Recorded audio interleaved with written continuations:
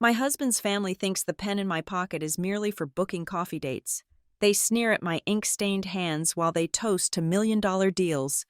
Oblivious to their fatal mistake, they have no idea that this lowly secretary's signature is worth more than the skyscrapers they own. Tonight, I am not just accepting a trophy. I am here to take back my respect or, better yet, strip them of absolutely everything they have. My name is Ariana Whitaker, but within the suffocating, velvet-draped walls of the Kensington estate, I was simply the help that sleeps in the master bedroom.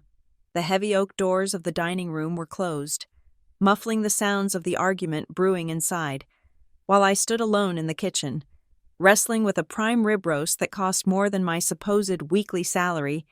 The heat from the industrial oven blasted against my face, causing a bead of sweat to trickle down my temple, threatening to ruin the foundation I had applied specifically to look presentable for this dinner. I wiped it away with the back of my hand, careful not to smear grease onto my silk blouse. It was a Sunday ritual. Every Sunday, Liam and I were summoned to the family estate, and every Sunday, the staff was miraculously given the evening off, leaving the cooking and serving entirely to me. It was Victoria Kensington's subtle way of reminding me of my place. I was not a guest here. I was a utility. I lifted the heavy porcelain platter, the meat sizzling in its juices, and pushed through the swinging doors with my hip. The dining room was dimly lit by a crystal chandelier that had not been dusted properly in 6 months, a detail I noticed immediately but kept to myself. At the head of the table sat Victoria, my mother-in-law, looking like a queen whose kingdom was crumbling into dust, but who refused to acknowledge the rubble at her feet. To her right was Beatrice, my sister-in-law, scrolling through her phone with a bored expression, and across from her sat Liam, my husband. The man who held my heart, but unfortunately seemed to have left his spine in the glove compartment of his car. I set the roast down in the center of the table. The heavy thud of the platter was the only sound in the room for a long moment. No one thanked me. No one even looked up. Victoria swirled the red liquid in her glass. Eyeing me over the rim, she took a sip, her lips pursing in immediate distaste. "This is the Merlot from 2018, isn't it?" she asked, her voice sharp enough to cut glass. I specifically asked for the Cabernet. Ariana, honestly, if you cannot handle a simple instruction about wine, I shudder to think how you manage files at that office of yours. I took my seat next to Liam, keeping my hands folded in my lap to hide the slight tremor of rage. The Cabernet was corked. "Victoria," I said, my voice steady. This was the only viable option in the cellar. "Excuses," she muttered, finally slicing into the meat. "Always make excuses with people of your background." I picked up my fork, staring at the intricate patterns on the china.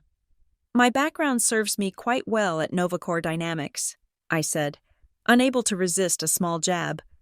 "We had a record quarter. Efficiency is key." Beatrice let out a short, barking laugh. She didn't look up from her phone. "Oh, please, you are an administrative secretary.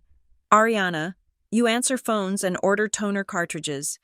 Let's not pretend you are running the NASDAQ." "It is honest work," I replied, cutting a small piece of potato. "It is a servant's work," Victoria corrected, waving her knife in my direction. "You are essentially a glorified maid who knows how to use a spell checker. Look at you. You come to dinner smelling of photocopier ozone and desperation. Novacore is a titan of industry, yes, but the flies on the back of a racehorse do not get to claim they won the Derby."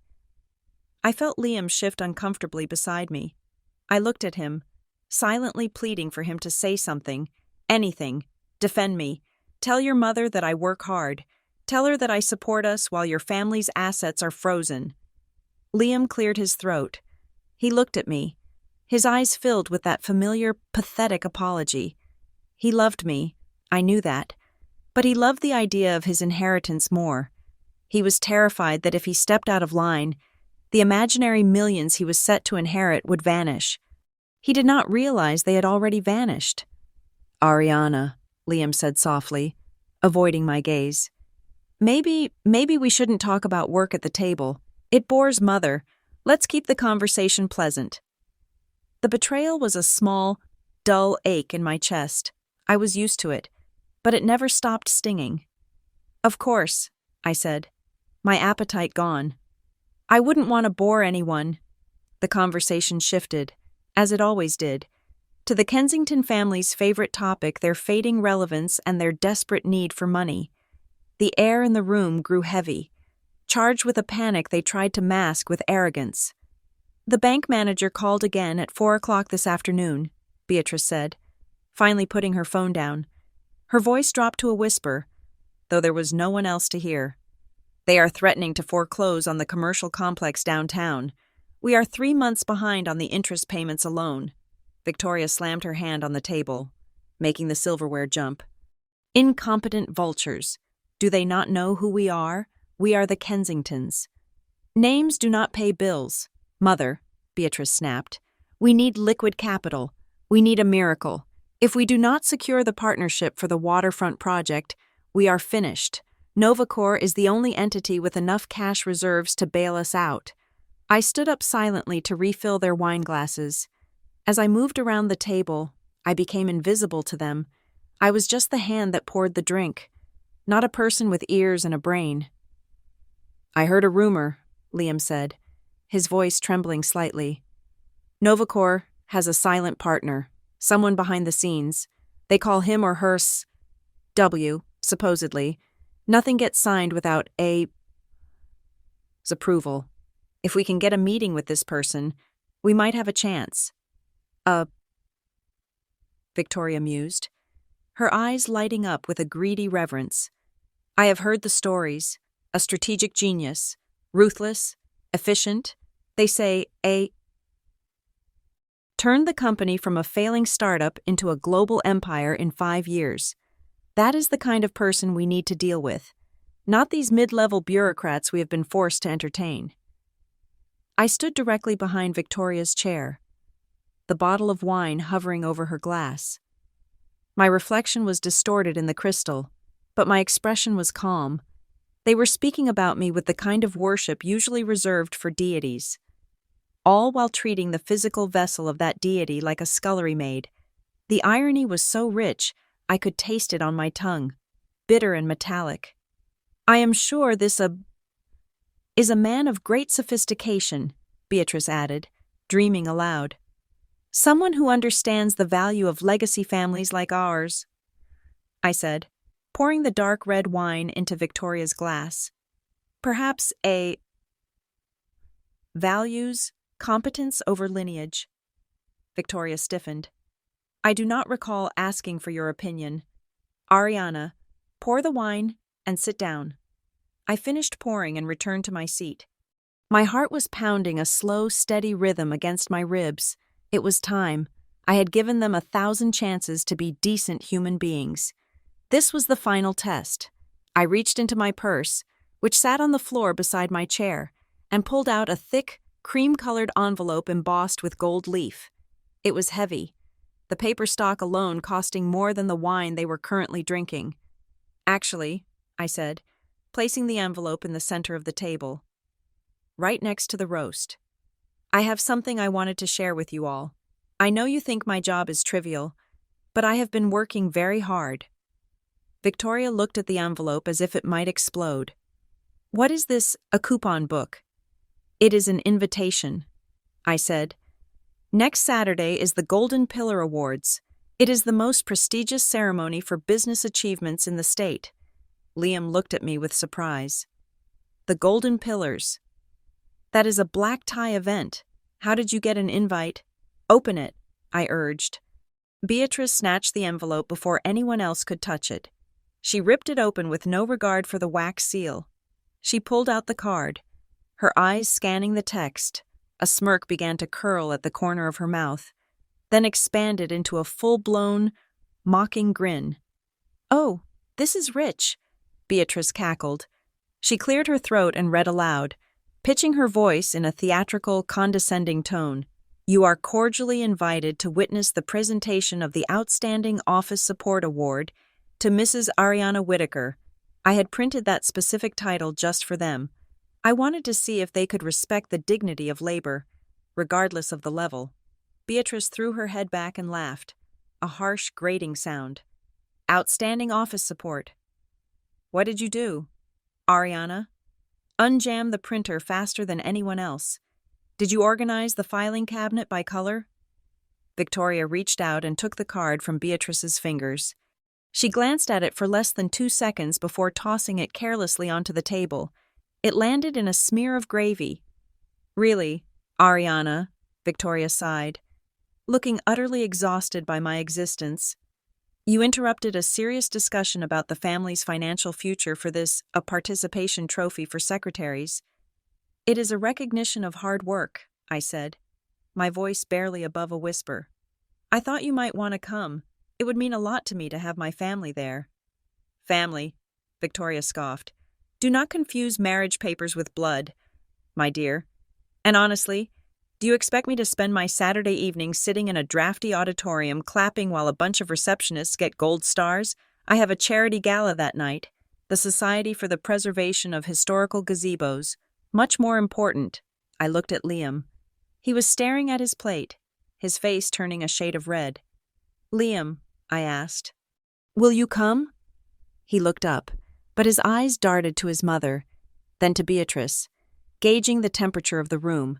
He saw their disdain, their amusement, and like the coward he was, he folded. Ariana, look, he started, his voice whining. It is great that you got an award, really, but Mom is right. We have a lot going on with the business, and honestly, it might be a little awkward. Awkward, I repeated. Well, yes, Liam said, gaining a little more confidence now that he had chosen a side. If we go, people will see us. They know the Kensington name. If they see us cheering for a support staff award, it might send the wrong message. We need to project strength right now. Success. High-level connections. So, my success is an embarrassment to you, I stated flatly. He is saying you should go by yourself. Beatrice interjected, leaning forward. Spare us the boredom and spare yourself the humiliation of us obviously not wanting to be there. Enjoy your little night out. Take a taxi. Go alone, Ariana, Liam added, nodding as if this was sage advice. It is for the best. You can tell us all about it on Sunday. Or actually, maybe don't. We will probably be busy discussing the AWW deal. The room went silent again. The rejection was absolute. It was not just a refusal to attend an event. It was a total negation of my worth as a human being in their eyes. To them. I was a prop, a nuisance, a lowly secretary who should be grateful just to breathe the same air as them. I reached out and picked up the invitation. I wiped the gravy off the corner with my napkin, my movements slow and deliberate. I understand, I said. The temperature in my eyes dropped 20 degrees. I would not want to damage the Kensington reputation. Good, Victoria said, signaling that the subject was closed. Now, Liam, pass the salt, and Ariana, the wine is empty, fetch another bottle, and try to get the vintage right this time. I stood up, the chair scraping harsh against the floor. I held the invitation tightly in my hand. They thought they had just dismissed a nuisance. They did not realize they had just signed their own death warrants. I will get the wine, I said, turning my back on them as I walked toward the kitchen. I did not look back. I did not cry. The sadness had evaporated, replaced by a cold, hard resolve. I had given them every opportunity to show a shred of kindness, a milligram of respect. They laughed. I pushed the kitchen door open and let it swing shut behind me, cutting off the sound of their voices. I looked down at the invitation in my hand. The Outstanding Office Support Award. I tore the card in half. Then I tore it again. They wanted a W. They were going to get A. But they were not going to like it. Tonight was the Last Supper. They just didn't know they were the ones on the menu. Monday mornings at Novacore Dynamics were a symphony of controlled chaos, a rhythm I conducted with a baton made of invisible steel to the outside world, and specifically to the family I had legally bound myself to. I was merely a cog in this colossal machine, a woman who fetched coffee and unjammed paper shredders.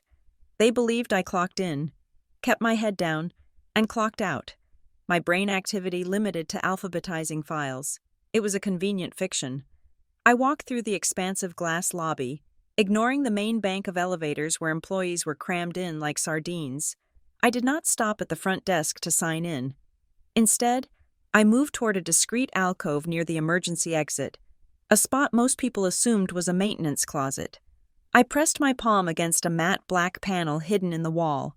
A soft chime sounded, barely audible over the hum of the ventilation system, and the wall slid open to reveal a private elevator.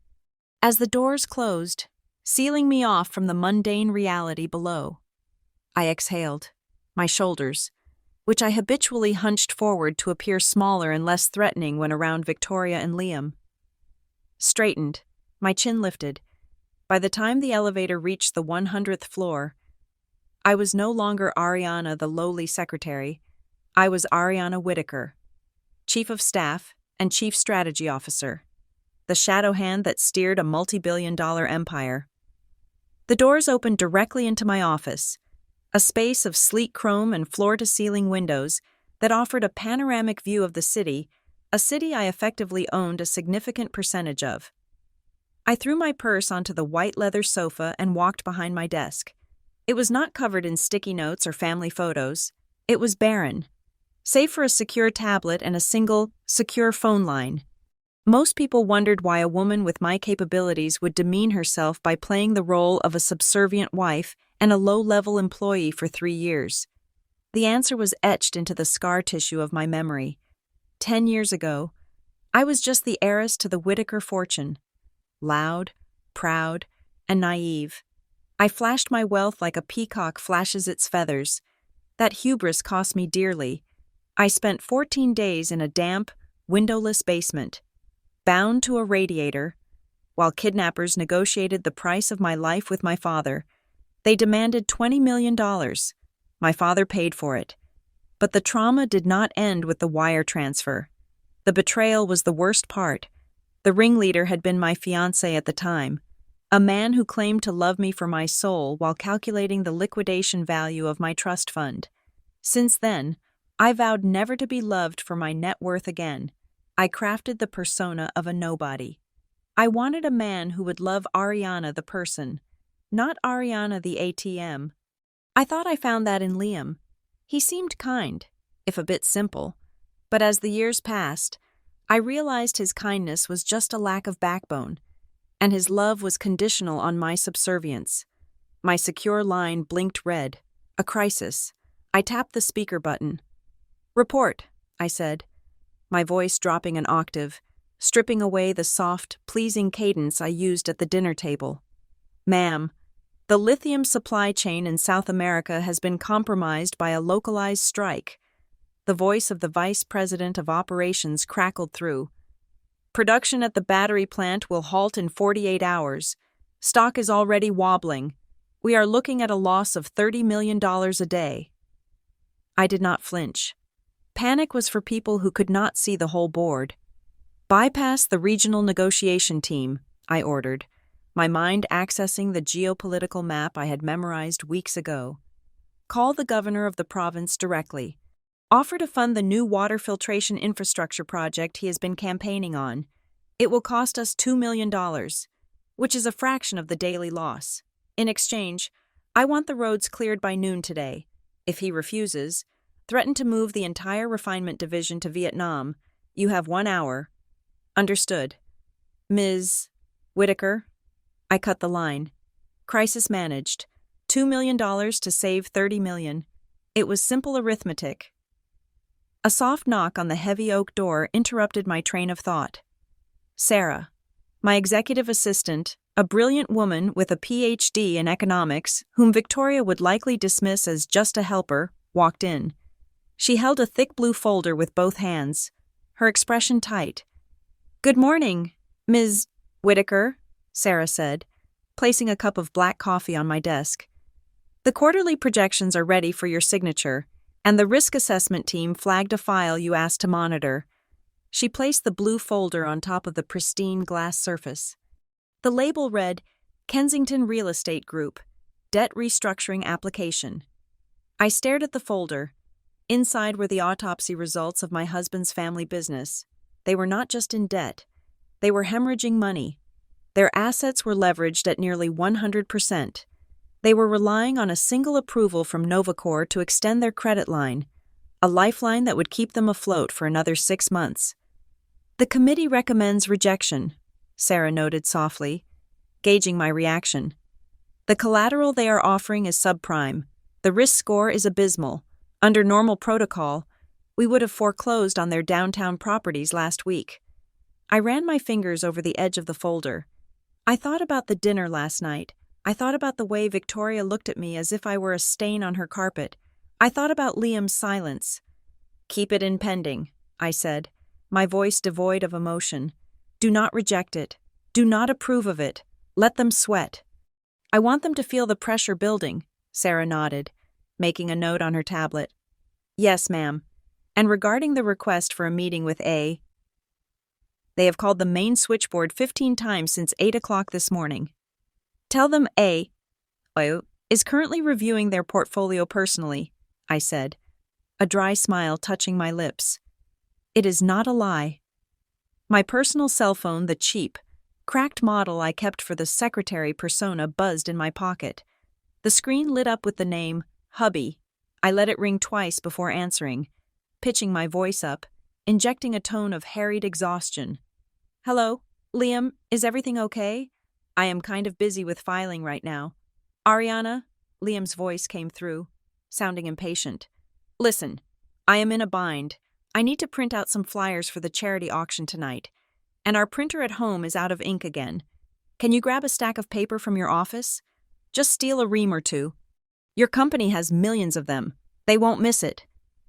I closed my eyes, pinching the bridge of my nose. He was asking the chief strategy officer of a Fortune 500 company to commit petty theft for $5 worth of paper. It was not just the request. It was the assumption that this was the extent of my utility. To him, my access to Novacor began and ended at the supply closet. "Liam, I cannot just take paper," I said, looking at the multi-million-dollar holographic display on my wall. "That is against company policy." "Don't be such a prude," he snapped. "It is just paper. Mom is stressing out. Okay, just bring it home tonight. And try to get the high-quality glossy kind if you can sneak into the executive wing." The executive wing. I was sitting in the executive wing. I was the reason the executive wing existed. "Fine," I said. "I will see what I can do." I hung up. A plan began to form in my mind, sharp and jagged. He wanted paper. I would give him paper. "Sarah," I called out. "Yes, ma'am." "Pull up the internal market analysis for the domestic housing sector, the draft we prepared for the board meeting next month, the one that predicts the bubble burst in the third quarter." Sarah's eyes widened. "That is highly classified, Ms. Whitaker. It contains data that could crash the market if leaked early." "Redact the proprietary algorithms," I instructed, typing rapidly on my keyboard. "Blur the source codes, but leave the conclusion and the projected dates legible. Print it out on the high-gloss executive stationery."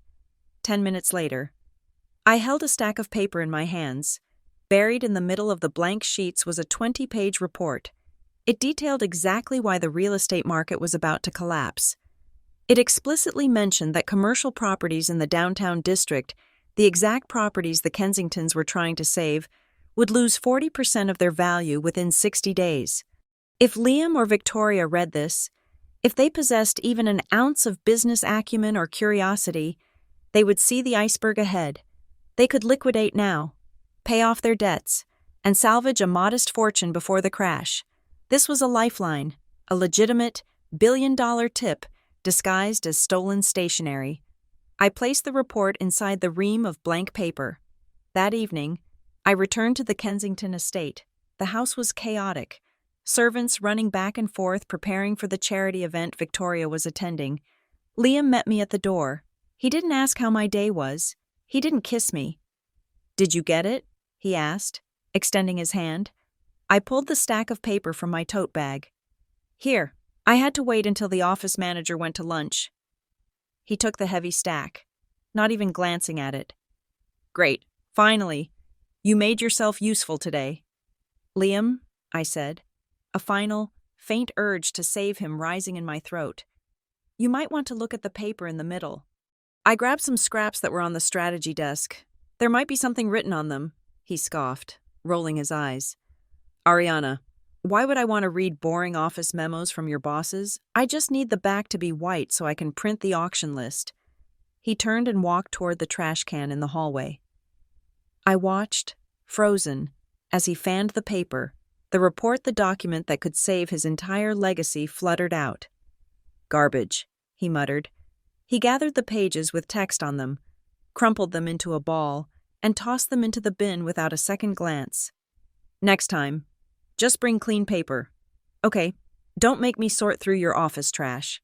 He walked away with the blank sheets, leaving his salvation rotting among coffee grounds and apple cores. I stood there for a long moment, staring at the bin. The last tether of guilt snapped. I had tried. I had handed them the answer key to the test, and they had eaten it. My phone buzzed again.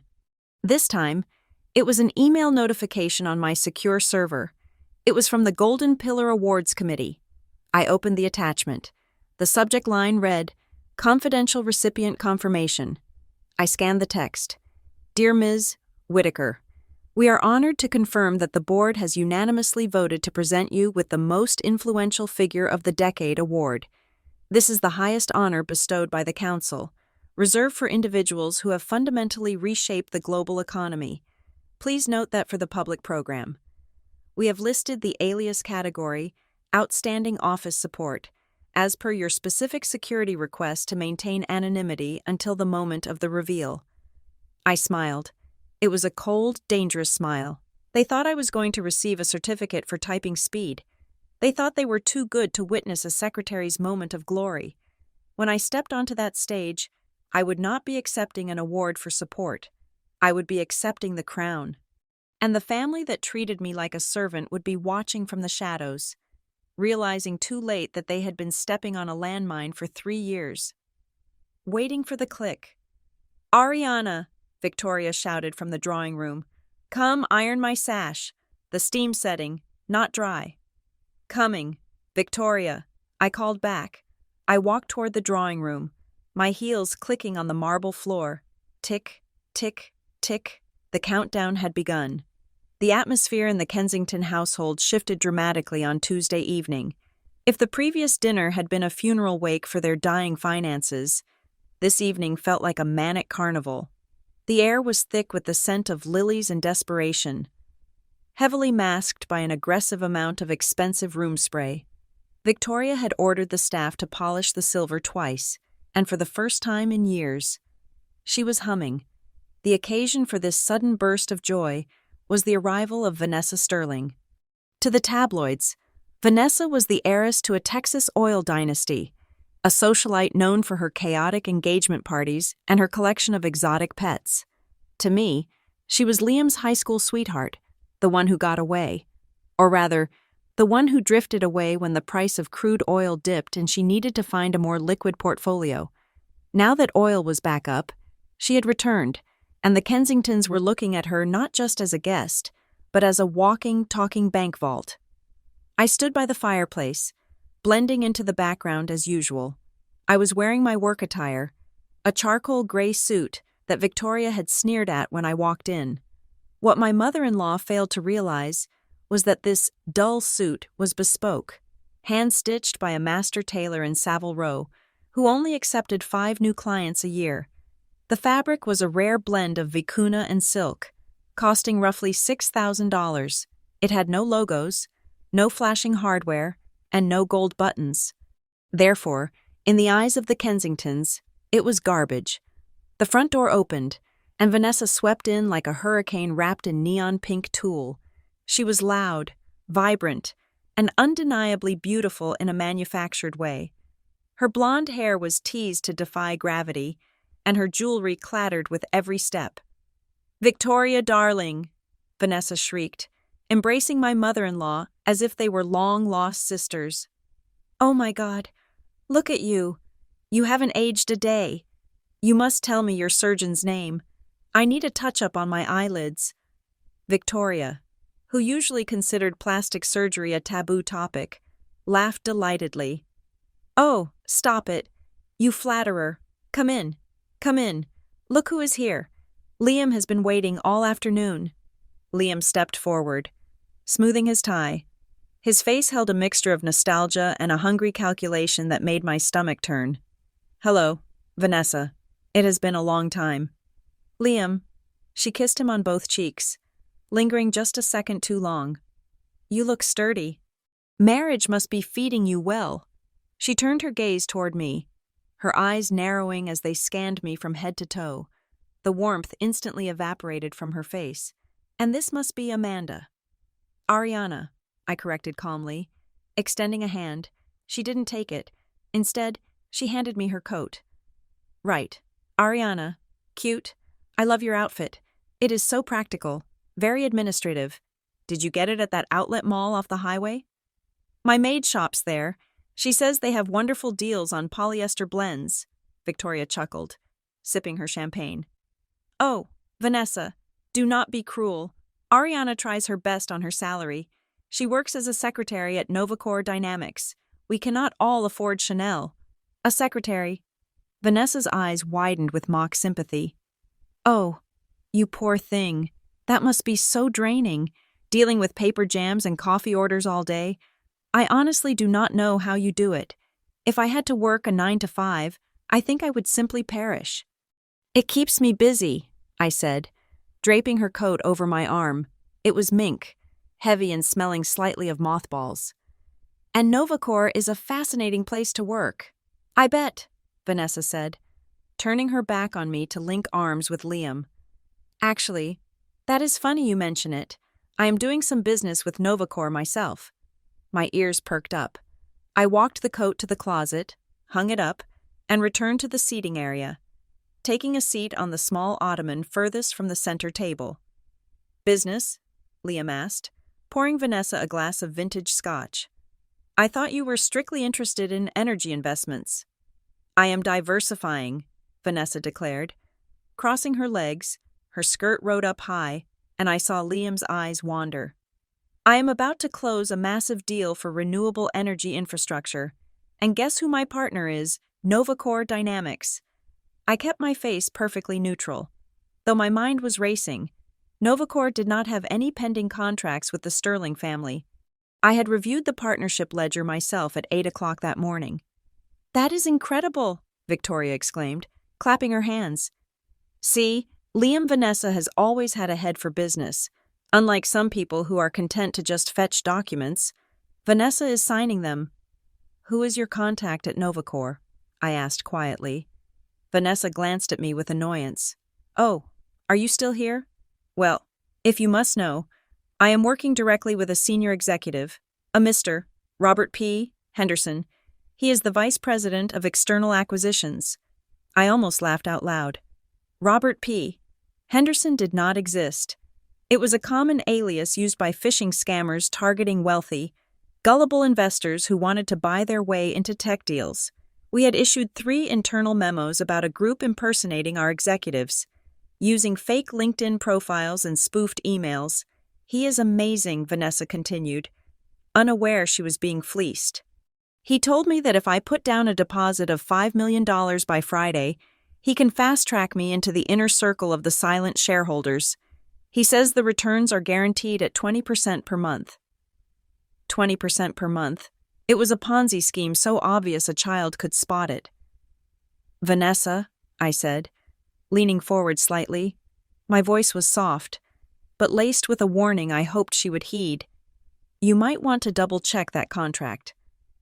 Novacor Dynamics does not have a vice president named Robert Henderson, and the company policy strictly forbids upfront cash deposits for partnership fast-tracking.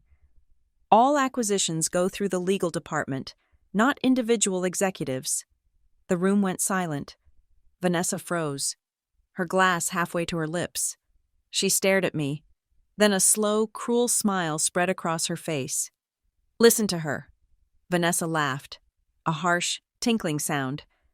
The secretary is giving me business advice. Honey, do you even know what an acquisition is? Or is that word too big for your pay grade? I am just suggesting due diligence, I said. There have been reports of scammers. Scammers, Victoria interrupted, her voice shrill.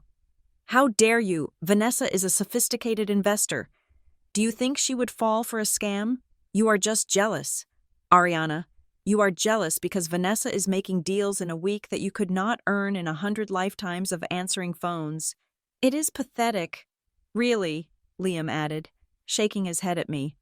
Ariana, stop trying to act like you know how the big world works. You file papers. Vanessa owns companies. Just stop embarrassing yourself. I spoke to Mr. Henderson this morning, Vanessa sneered, looking at me with pure disdain.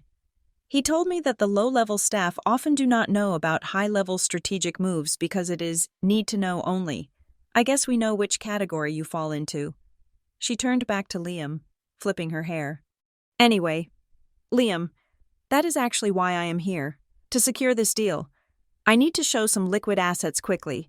My funds are tied up in offshore accounts until next week. I was wondering, since we are practically family, if the Kensingtons wanted a piece of the action. I watched the trap snap shut. It was fascinating. Vanessa was being scammed by a fake Novacor employee, and in a desperate bid to cover her own entry fees, or perhaps to recoup losses she was already hiding. She was now trying to scam the Kensingtons. It was a circle of vultures eating vultures. We would love to, Victoria said, her eyes gleaming with greed. A partnership with Novacor is exactly what we need to get the bank off our backs. I can cut you in for $2 million, Vanessa said casually. But I need it by tomorrow. Maybe you could put up that commercial lot downtown as collateral. Just temporarily, of course. Once the Novacor deal is signed on Friday, I will return the deed plus your profit. My breath hitched. The commercial lot. That was the last real asset the Kensington family had. It was the only thing standing between them and total bankruptcy. If they signed that over to Vanessa, and she sent the money to a scammer or worse, if she simply stole the title to cover her own debts, they would be destitute within a week. I looked at Liam. Liam, do not do this. The downtown lot is the only leverage you have left with the bank. If you sign it over to a third party, you are violating your mortgage covenants. The bank will seize everything immediately, and this deal with Henderson is fake. Please, listen to me. Liam slammed his hand on the table. Enough, God. You are insufferable. You are just trying to sabotage us because you are threatened by Vanessa. You cannot stand that she is here to save us while you have done nothing but bring home a paycheck that barely covers your own expenses. Ariana, Victoria hissed, pointing a manicured finger at the door. Get out. Go to the kitchen. Make us some tea. Earl Grey, and do not come back until you have learned to keep your mouth shut when adults are doing business. I looked at them one last time. Victoria, blinded by greed. Liam, blinded by his own inadequacy. Vanessa, a predator about to walk off a cliff and take them with her. As you wish, I said. I stood up and walked out of the room. My spine was straight, my face impassive. I entered the kitchen, the swinging door shutting out their excited chatter. I walked over to the granite island and filled the kettle. While the water heated, I pulled out my phone. I didn't cry. I didn't shake. I logged into the Novacor internal security database. I typed in Robert P. Henderson. As expected, 0 results in the employee directory. I then ran a quick search on the legal blacklists. There was a flag on a Vanessa Sterling from the Texas State Commerce Board. She was currently under investigation for soliciting investments without a license. She was broke. Her offshore accounts were empty. She was running a desperate shell game to maintain her lifestyle. She wasn't just being scammed. She was actively hunting for victims to pay off her own looming debts. She intended to take the Kensington deed, flip it to a hard money lender for quick cash, and vanish before anyone realized the Novacor deal was a fabrication. I could stop it. One call to my chief of security, and I could have the police here in 10 minutes. I could have the fraudulent accounts frozen. I could save the Kensington estate. The kettle began to whistle, a high, piercing shriek. I thought about the cheap suit comment. I thought about Liam telling me to stop embarrassing myself. I thought about the way they looked at me like I was furniture. I picked up the phone. I composed a message to my legal team. Subject: unauthorized use of company name. Body. We have reports of an individual named Vanessa Sterling using Novacor branding to solicit private loans.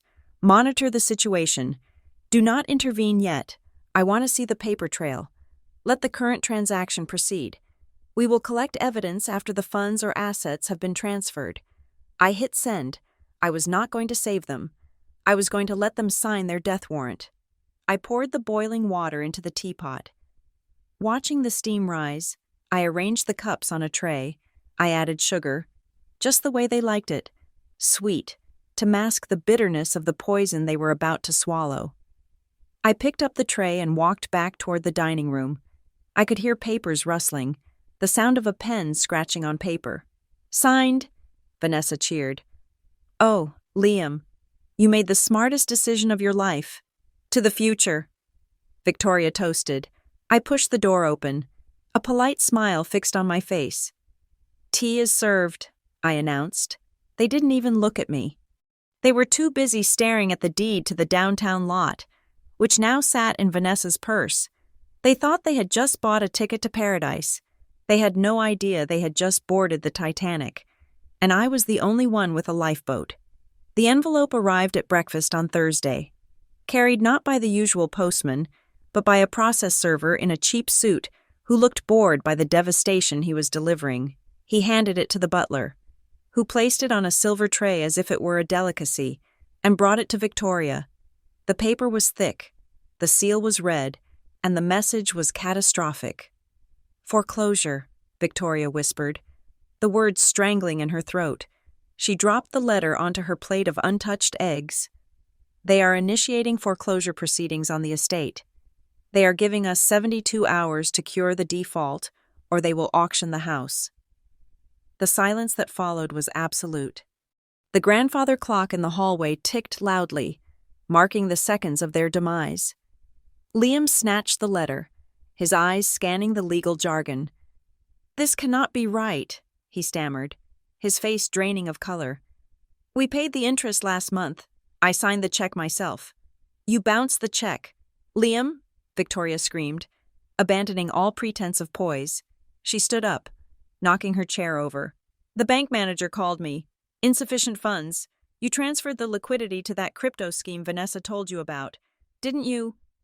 "I thought it would double by now," Liam shouted back, his voice cracking. "I was trying to help." I sat at the end of the table, sipping my black coffee. I knew exactly why the check had bounced. I had been the one to authorize the freeze on their overdraft protection at the bank's request 3 days ago. As a board member of the financial institution that held their mortgage a detail, they would never suspect I had simply voted to stop enabling bad debtors. "We need $300,000 by Friday noon," Beatrice said, reading the fine print over Liam's shoulder. Her hands were shaking. "If we do not pay, they lock the gates. Where are we going to get $300,000 in 24 hours? Victoria began to pace the room, her silk robe trailing behind her like the tail of an agitated cat. She looked wild, her eyes darting around the room, landing on the antique vases, the paintings, and finally, me. She stopped. A terrifying realization seemed to dawn on her. She rushed toward me, grabbing my shoulders with a grip that was painful. "You," she hissed. "Novacor." "I beg your pardon," I asked, setting my cup down slowly. "Novacor Dynamics." Victoria shook me. "They are the most liquid company in the state. They approve vendor contracts every day worth millions. You work there. You work on the executive floor." "I am a secretary." "Victoria," I reminded her calmly. "I answer phones." "Do not play coy with me," she shrieked. "I know how the corporate world works. There is always a way to fast-track a payment, a forgotten invoice, a clerical error in our favor, or a loan application that gets moved to the top of the pile." "I cannot influence the finance department," I said. "There are protocols." Victoria leaned in close, her breath smelling of stale coffee and fear. Then bypass the protocols. You see those executives every day. You see the vice presidents. You see the directors. You are a woman, Ariana, a reasonably attractive one if you wear enough makeup. My stomach turned. I knew where this was going, but hearing it aloud was a different kind of nausea. What are you suggesting? I asked, my voice dropping to a chill. I am suggesting you do what is necessary, Victoria yelled, her desperation stripping away her humanity. Go to your boss. Go to this AW character if you can find him. Cry, beg, flirt, sleep with him if you have to. I do not care what you do with your body. Ariana, just get that loan approved by tomorrow morning. I stared at her. This woman, who prided herself on lineage and propriety, was essentially ordering me to prostitute myself to save her mansion. You want me to sleep with my boss, I repeated. Making sure Liam heard it, I looked at my husband. Liam, do you agree with this? Liam refused to meet my eyes. He stared at the foreclosure notice, his jaw tight. We are desperate, Ariana, he muttered, his voice low and pathetic. It is just business. If you can use your influence to save the family. Isn't that your duty as a wife? It is not like it means anything emotionally. It is just a transaction. The air left my lungs. He was selling me. My husband was selling me for a mortgage payment. I am a secretary, I said, standing up and brushing Victoria's hands off me as if they were covered in filth. I file papers. I do not trade sexual favors for credit lines. And frankly, I find the suggestion repulsive. Repulsive, Liam snapped, his shame instantly converting into anger. He stood up and slammed his fist on the table. You know what is repulsive, Ariana. Your uselessness. You have been living in this house for 3 years, eating our food, enjoying our status. And what have you contributed? Nothing, a meager salary that barely covers your own gas money. And now, when we are facing ruin, when we are about to be thrown onto the street, you want to play the moral high ground. You are selfish. Am I selfish? I asked, a bitter laugh escaping my lips. I am not the one who gambled away the operating capital on cryptocurrency. Shut up, Liam roared. You have no right to speak about finances. You are a nobody. If you are not willing to help this family, then why are you even here? We need cash, Beatrice interrupted, ignoring the moral abyss we had just fallen into. We need to sell something, now. Yes, I said, seizing the logical thread. That is a sensible idea. Victoria, your jewelry collection is insured for $2 million. If you liquidate the diamonds in the safe, you can pay off the arrears and have operating cash for a year. Victoria clutched her pearl necklace as if I had suggested cutting her throat. My diamonds. Are you insane? Those are family heirlooms. They have been in the Kensington family for 4 generations. I will not sell my heritage to pay a bill. Then the cars, I suggested. The Bentley, the Porsche, Liam's collection of vintage watches. That is easily $500,000 right there. No, Liam shouted. I am not selling my watches. They are appreciating assets. Selling them now would be a loss. You simply do not understand investment. Ariana, you are about to lose the roof over your head, I pointed out. Appreciating assets does not matter if you are homeless. We will not live like paupers, Victoria declared. We are Kensingtons. We do not pawn our belongings like commoners. There must be another way, as if summoned by the devil himself. The doorbell rang. The butler opened it, and Vanessa breezed in. She was wearing a white tracksuit that probably cost more than my first car, and she held an oversized designer handbag. Good morning, family, she chirped, oblivious to the tension, or perhaps reveling in it. Why the long faces? Did someone die? The bank, Victoria sobbed, collapsing onto the sofa. They are taking the house, Vanessa, unless we find $300,000 by tomorrow. Vanessa's face contorted into a mask of exaggerated shock. Oh no, that is terrible. Those vultures. I hate banks. She walked over and sat next to Liam, placing a comforting hand on his knee.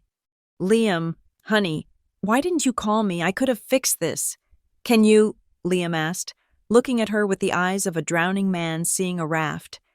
But you said your funds were tied up until next week. They are, Vanessa said, biting her lip thoughtfully. My liquidity is locked in the Zurich Trust until the Novacor deal finalizes on Friday. However, she paused for dramatic effect. I do have a private emergency line of credit. I could wire the money to the bank within the hour. Oh, Vanessa, Victoria cried out. You are an angel, a savior. But, Vanessa added, raising a finger, it is a high-risk withdrawal for me. My financial advisors would kill me if I did this without security. I need something substantial, just as a gesture of good faith, collateral, strictly between us friends. Anything, Liam said immediately. Name it. Vanessa looked around the room, her eyes gleaming. The golden plot. That 5-acre parcel of undeveloped land on the cliffs overlooking the ocean, the one your grandfather left you. I froze. The golden plot was the crown jewel of the estate. It was prime real estate, valued at conservatively $4 million. She was asking for a $4 million asset to secure a $300,000 loan. The cliffside land. Liam hesitated. That is worth a lot more than $300,000. Vanessa? It is just for a few days. Silly. Vanessa laughed, batting her eyelashes. I do not want to keep it. I just need the deed to show my trustees so they release the cash. As soon as the Novacor money hits your account next week, you pay me back, and I tear up the deed. Simple. Friends helping friends. She reached into her oversized bag and pulled out a document. It was already prepared. I had my lawyer draft a simple transfer agreement, just in case I could help. I stepped forward. I could not watch this. I walked over to the coffee table and looked down at the document. My eyes scanned the legal text rapidly. It was not a loan agreement with collateral. It was a quitclaim deed. It stated that Liam Kensington was transferring full ownership of the property to Vanessa Sterling for the sum of $10 and other good and valuable consideration. There was no clause for return, no repayment terms, no expiration date. Once he signed this, the land was hers, forever. Do not sign that, I said, my voice cutting through the room. Ariana, stop it, Liam warned. Liam, read the text, I urged, pointing at the paragraph. This is a quitclaim deed. It transfers ownership immediately and permanently. It is not collateral. She is not lending you money. She is buying a $4 million property for $10. There is no language here that obligates her to give it back. Vanessa stood up, her face flushing with feigned indignation. Are you calling me a thief? I'm trying to save your home? My lawyers use standard templates. We rely on trust, not legal mumbo-jumbo. If you do not trust me, Liam, then fine. I will leave. Good luck with the eviction. She made a show of grabbing her bag and turning toward the door. No, Vanessa. Wait, Victoria screamed. She turned on me, her eyes filled with a pure, unadulterated hatred. You spiteful little wretch, Victoria shouted. You want us to fail. You want to see us on the street because you are jealous that Vanessa has the means to help, and you do not.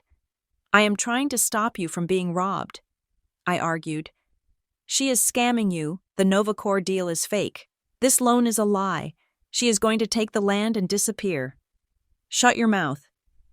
The sound of the slap was louder than I expected. Victoria's hand connected with my cheek with a force that snapped my head to the side. The sting was immediate, hot and sharp, spreading across my face like fire. The room went dead silent. I stood there, my hand slowly rising to touch my cheek. I could feel the heat radiating from the skin. I tasted a tiny metallic tang of blood in my mouth where my tooth had cut my lip. I slowly turned my head back to look at them. Victoria was breathing hard, her hands still raised, trembling slightly, but there was no regret in her eyes, only defiance. Liam sat on the sofa, watching. He did not stand up. He did not rush to my side. He did not yell at his mother. He just looked at me, then looked away, back to the contract. Sign it, Liam, Victoria commanded, her voice shaking. Sign it before she changes her mind, and ignore the help. The help. That was it. The final tether snapped. The last shred of hope that I held for Liam, that somewhere deep down he was a good man trapped in a bad family, dissolved. He watched his mother assault his wife, and his only concern was signing away his inheritance to a con artist. I lowered my hand. The pain in my cheek was throbbing, but strangely, I felt a wave of calm wash over me. It was the calm of a judge who has heard all the evidence and is now ready to deliver the sentence. I see, I said softly. Vanessa walked back to the table, a smug smirk on her lips. She handed Liam the pen. Here, darling, let's save your home. Liam took the pen. He signed the paper. He handed over the deed to the golden plot. Vanessa snatched it, her eyes glittering. Perfect. I will have the funds wired soon. Just wait by the phone. She wouldn't wire a dime. I knew that. The bank would foreclose on the mansion in 72 hours anyway. But by then, Vanessa would have flipped the land title for a quick cash sale to a third-party developer. They were going to lose the house, the land, and the commercial lot. They would have nothing, and I was going to let it happen. I am going to get ice, I said, my voice steady, devoid of any emotion. I turned and walked out of the room. I did not run. I walked with the measured, precise steps of a woman who owns the ground she walks on. I went to the kitchen, but I did not get ice. I took out my phone. I dialed Sarah. Ms. Whitaker, Sarah answered on the first ring. Initiate the acquisition, I said. My voice was cold steel. Buy the foreclosure debt on the Kensington estate from the bank. Do it through the shell company. I want to hold the mortgage personally. Understood, Sarah said. And the award ceremony tomorrow night. Make sure the seating chart is adjusted, I said, touching my burning cheek. I want the Kensingtons in the building, but put them in the back, near the restrooms. And Sarah. Yes, ma'am. Prepare the press release, the full reveal. I am done hiding. I hung up the phone. I looked at my reflection in the oven door. The red mark on my cheek was blooming, a scarlet letter of their cruelty. I would not cover it up. I would wear it like war paint. They wanted a show. They wanted to see what the help could do tomorrow night. They would find out that the hand they slapped was the hand that held the gavel, and I was about to bring it down. Saturday morning broke with a sky the color of bruised iron, a fitting backdrop for the mood inside the Kensington estate. The house was holding its breath. The foreclosure clock was ticking down. Less than 48 hours remained before the bank seized the property. But the family was operating on a cocktail of denial and adrenaline. They were entirely convinced that Vanessa Sterling's wire transfer was merely delayed by international banking hours and that the deed to the golden plot, which Liam had foolishly signed over, was merely a formality sitting in a safe, not a commodity already being shopped to developers. I moved through the house like a ghost, avoiding the drawing room where Victoria was frantically refreshing her banking app every 5 minutes. I had my own preparations to make. At 10 o'clock, the doorbell rang. It wasn't the police, and it wasn't the bank. It was a courier from a private concierge service, dressed in a uniform that cost more than Liam's entire wardrobe. He carried a large, flat box wrapped in gold silk. "Delivery for the Kensington residence," he announced. Handing the package to the butler, Victoria descended the stairs as if she sensed the presence of luxury. "What is this? Is it from Vanessa? Did the money come through?" She snatched the box from the butler's hands and tore open the silk wrapping.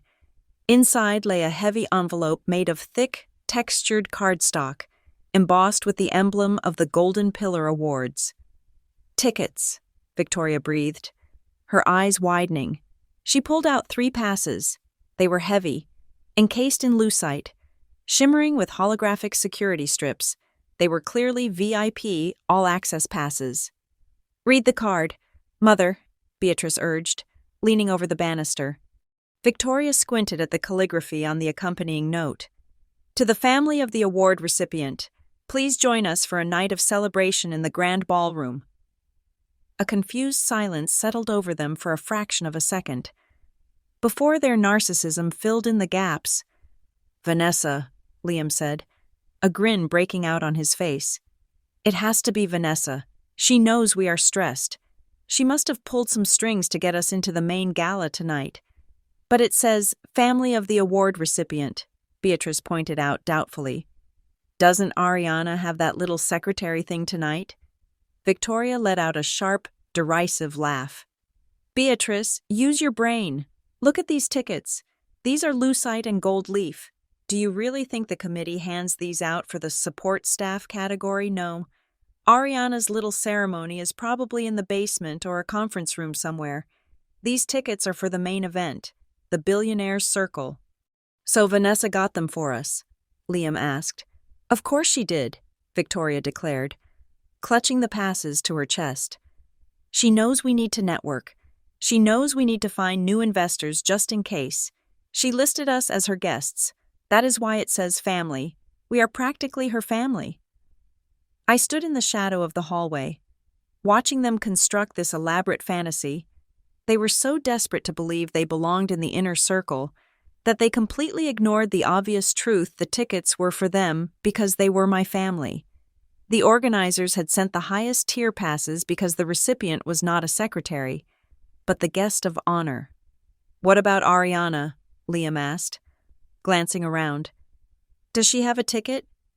"She has her own little paper invite," Victoria dismissed, waving her hand. "She can sit in the gallery with the other assistants. We will be at the head tables.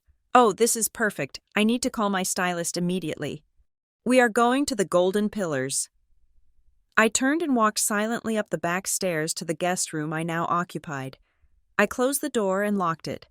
It was time to shed the skin. I went to the back of the closet, where I kept a locked steamer trunk disguised under a pile of old blankets.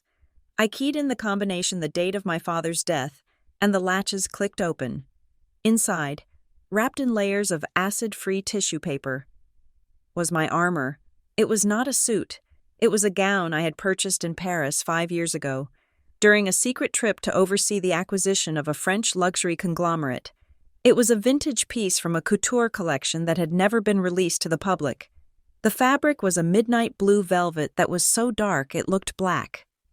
Absorbing the light rather than reflecting it, it had a high neck, long sleeves, and an open back that plunged dangerously low. It was severe, regal, and commanded attention without screaming for it. It had cost me $50,000. I laid it out on the bed. Alongside it, I placed a pair of diamond drop earrings heirlooms from my grandmother that I had managed to keep hidden from the Kensingtons' prying eyes. I began to dress. For the first time in 3 years, I did not apply the foundation that washed me out. I used a sharp eyeliner to accentuate the feline shape of my eyes. I painted my lips a deep, blood red. I pulled my hair back into a sleek, architectural chignon. When I stepped into the dress, I felt a physical shift. The silk lining cool against my skin was a reminder of who I really was. I was not the woman who burnt the toast to avoid an argument. I was the woman who burnt down companies that failed to meet my standards.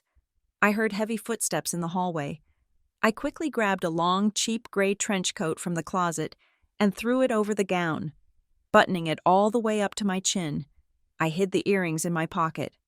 The door handle rattled. Then Liam pushed the door open. He was wearing a tuxedo that was slightly too tight around the waist, straining at the buttons. "Ariana, are you ready?" he asked, impatient. "The limo is here. Mom rented it. We are letting you ride with us, but we are not waiting all day." He stopped, looking at me. His eyes scanned the shapeless gray coat. "What are you wearing?" he asked, his nose wrinkling in disgust. "My dress," I said simply. "That," he pointed at the coat.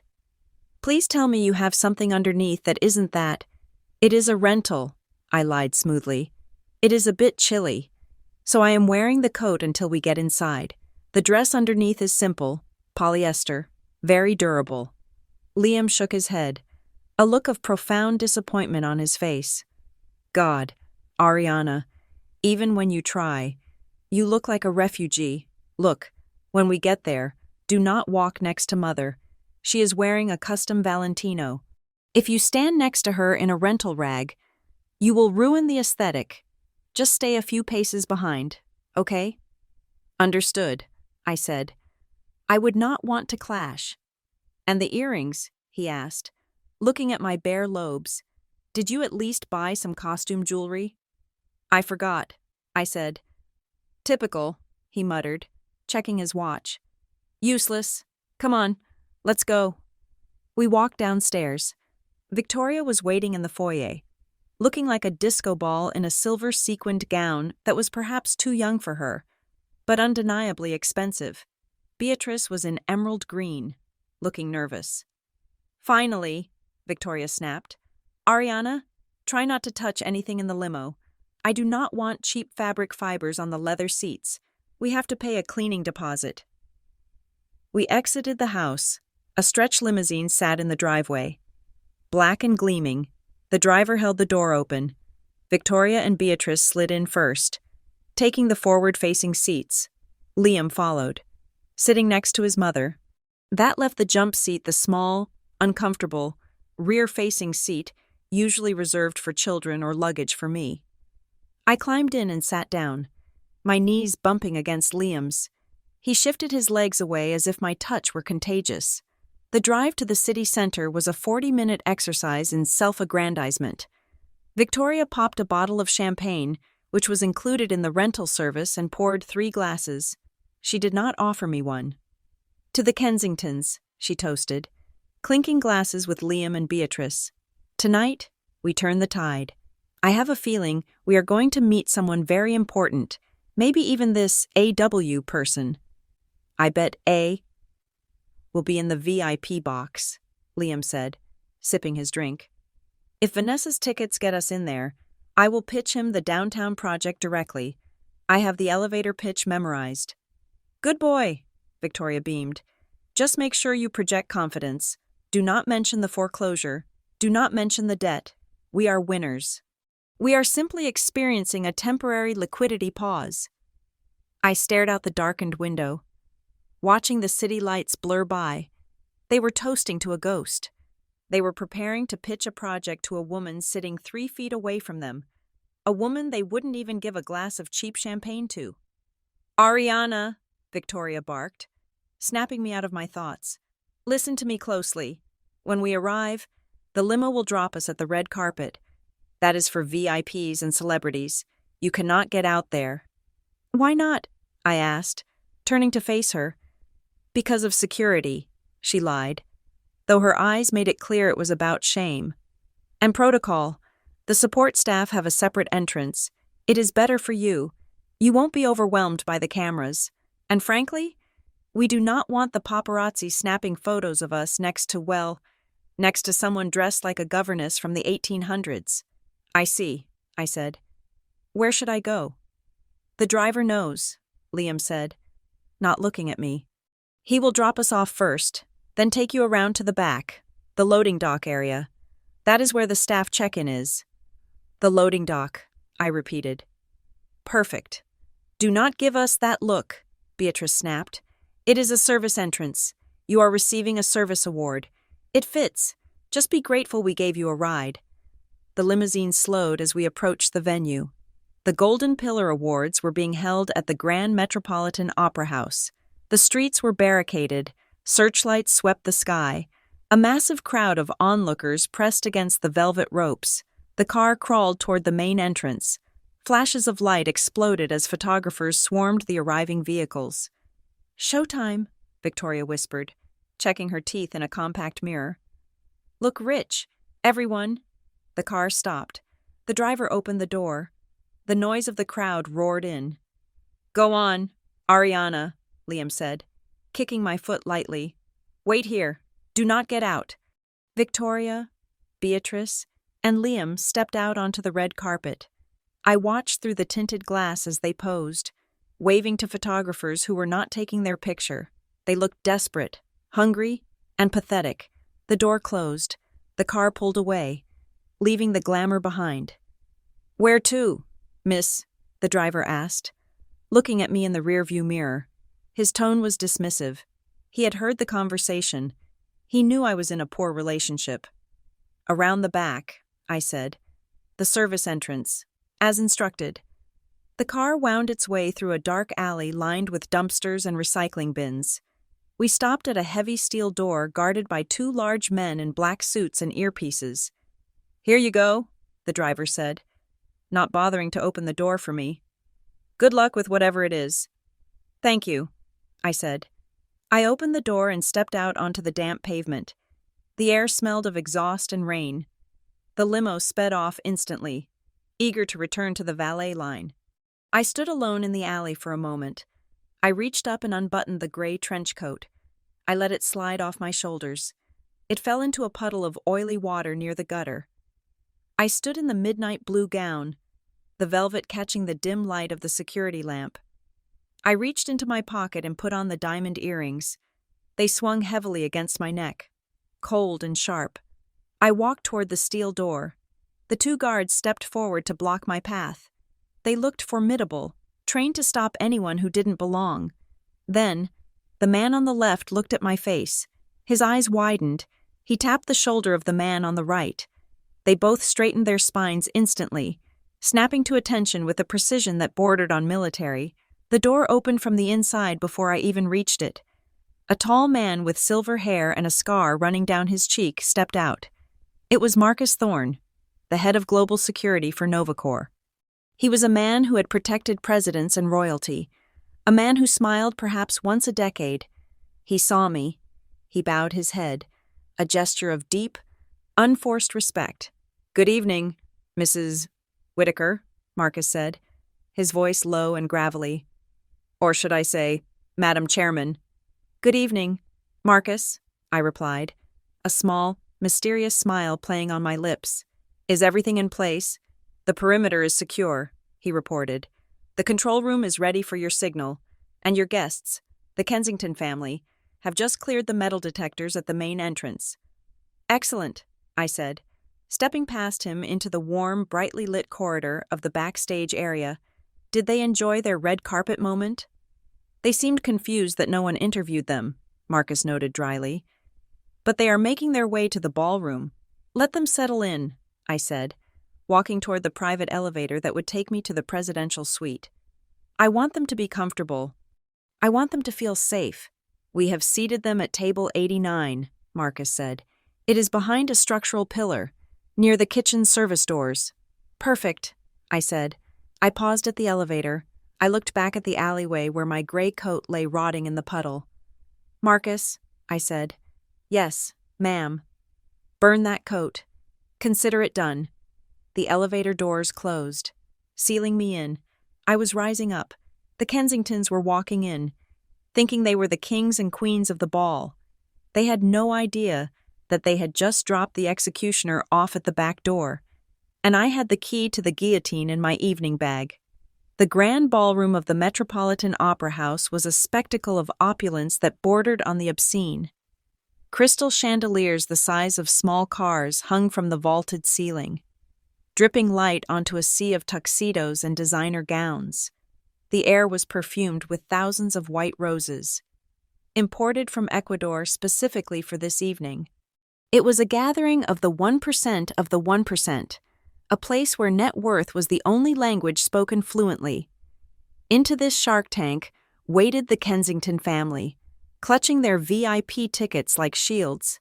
They strutted through the main doors, chins held high, expecting to be ushered to the front row. Victoria paused for a moment, waiting for a photographer to notice her, but the cameras were all pointed at a tech mogul who had just invented a new form of space travel. The Kensingtons were invisible. An usher with a headset and a clipboard approached them. He did not smile. "Tickets, please," he said, his tone flat. Victoria thrust lucite passes at him. "We are the guests of honor, the family of the recipient. Please take us to our table immediately, and ensure we are not seated near the speakers. My son has sensitive ears." The usher scanned the barcode on the tickets. His device beeped a low, discordant tone. He frowned, tapped the screen, and scanned again. Another beep. "I am sorry, ma'am," the usher said, looking up. "There seems to be a recalibration of the seating chart. Your zone access has been modified. Modified? Victoria demanded, her voice rising an octave. What do you mean, modified? These are VIP all-access passes. We are sitting with the A-list. Not anymore, the usher said, pointing toward the far, dark corner of the room. You have been reassigned to table 89. It is in the overflow section. Overflow, Liam sputtered. That is ridiculous. We are Kensingtons. Check again. Please move along, sir, the usher said, his patience thinning. You are blocking the entrance for Senator Miller.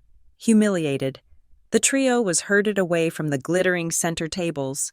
They walked past the billionaires, past the movie stars, past the captains of industry, and kept walking until they reached the very edge of the ballroom.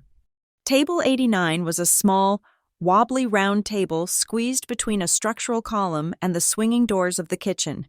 Every time a waiter burst through with a tray of dirty dishes, a blast of steam and the clatter of silverware washed over them. Worse, it was directly adjacent to the restrooms. The faint, antiseptic smell of industrial cleaner wafted over every time someone opened the door. This is an outrage, Victoria hissed, slamming her clutch onto the table. Vanessa must have made a mistake, or the organizers are incompetent. I will have someone fired for this. Look, Beatrice whispered, grabbing her mother's arm. Over there, in the center. She pointed toward the golden circle, the prime seating area directly in front of the stage. Sitting there, looking like a queen in a scarlet dress, was Vanessa Sterling. She was laughing, clinking champagne flutes with a group of elderly men who looked like they owned oil fields. She is at the head table, Liam exclaimed. Why aren't we with her? We should go over there, Victoria decided, standing up. Clearly, there was a mix-up. We just need to find Vanessa, and she will straighten this out. She probably saved seats for us. They navigated through the maze of tables, trying to look like they belonged. But as they approached the golden velvet rope that separated the VIP section from the rest of the room, a large security guard stepped into their path. Access denied, he rumbled, crossing his arms. Excuse me, Victoria said, trying to summon her haughty demeanor. We are friends of Miss Sterling. She is sitting right there. We need to speak with her. Your badges are silver tier, the guard said, glancing at the color-coded lanyards they had been given at the door. This area is gold tier only, no cross-traffic allowed. But we had gold tickets, Liam argued. The machine changed them. Take it up with the box office, the guard said, not moving a muscle. Back to your seats. From 20 feet away, Vanessa glanced up.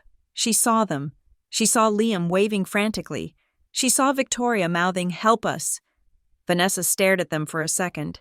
Then her eyes slid away as if she were looking at a blank wall. She turned back to the oil tycoon next to her and laughed at something he said. She ignored us, Beatrice whispered, shocked. She looked right at us and ignored us. She is probably just busy, Liam rationalized weakly. Networking. She can't be seen talking to people standing behind the rope. It is bad optics. Defeated, they trudged back to table 89 near the toilets. Meanwhile, 3 floors above them, the atmosphere was very different. I sat on a plush velvet sofa in the presidential suite, a private box that overlooked the entire stage. The room was soundproofed, filled with antique furniture and rare art. A private butler had just poured a glass of 1982 Petrus for me. Sitting across from me was the governor of the state. It is a bold move, Ariana, the governor said, swirling his wine. Coming out of the shadows like this, the market is going to go wild tomorrow morning.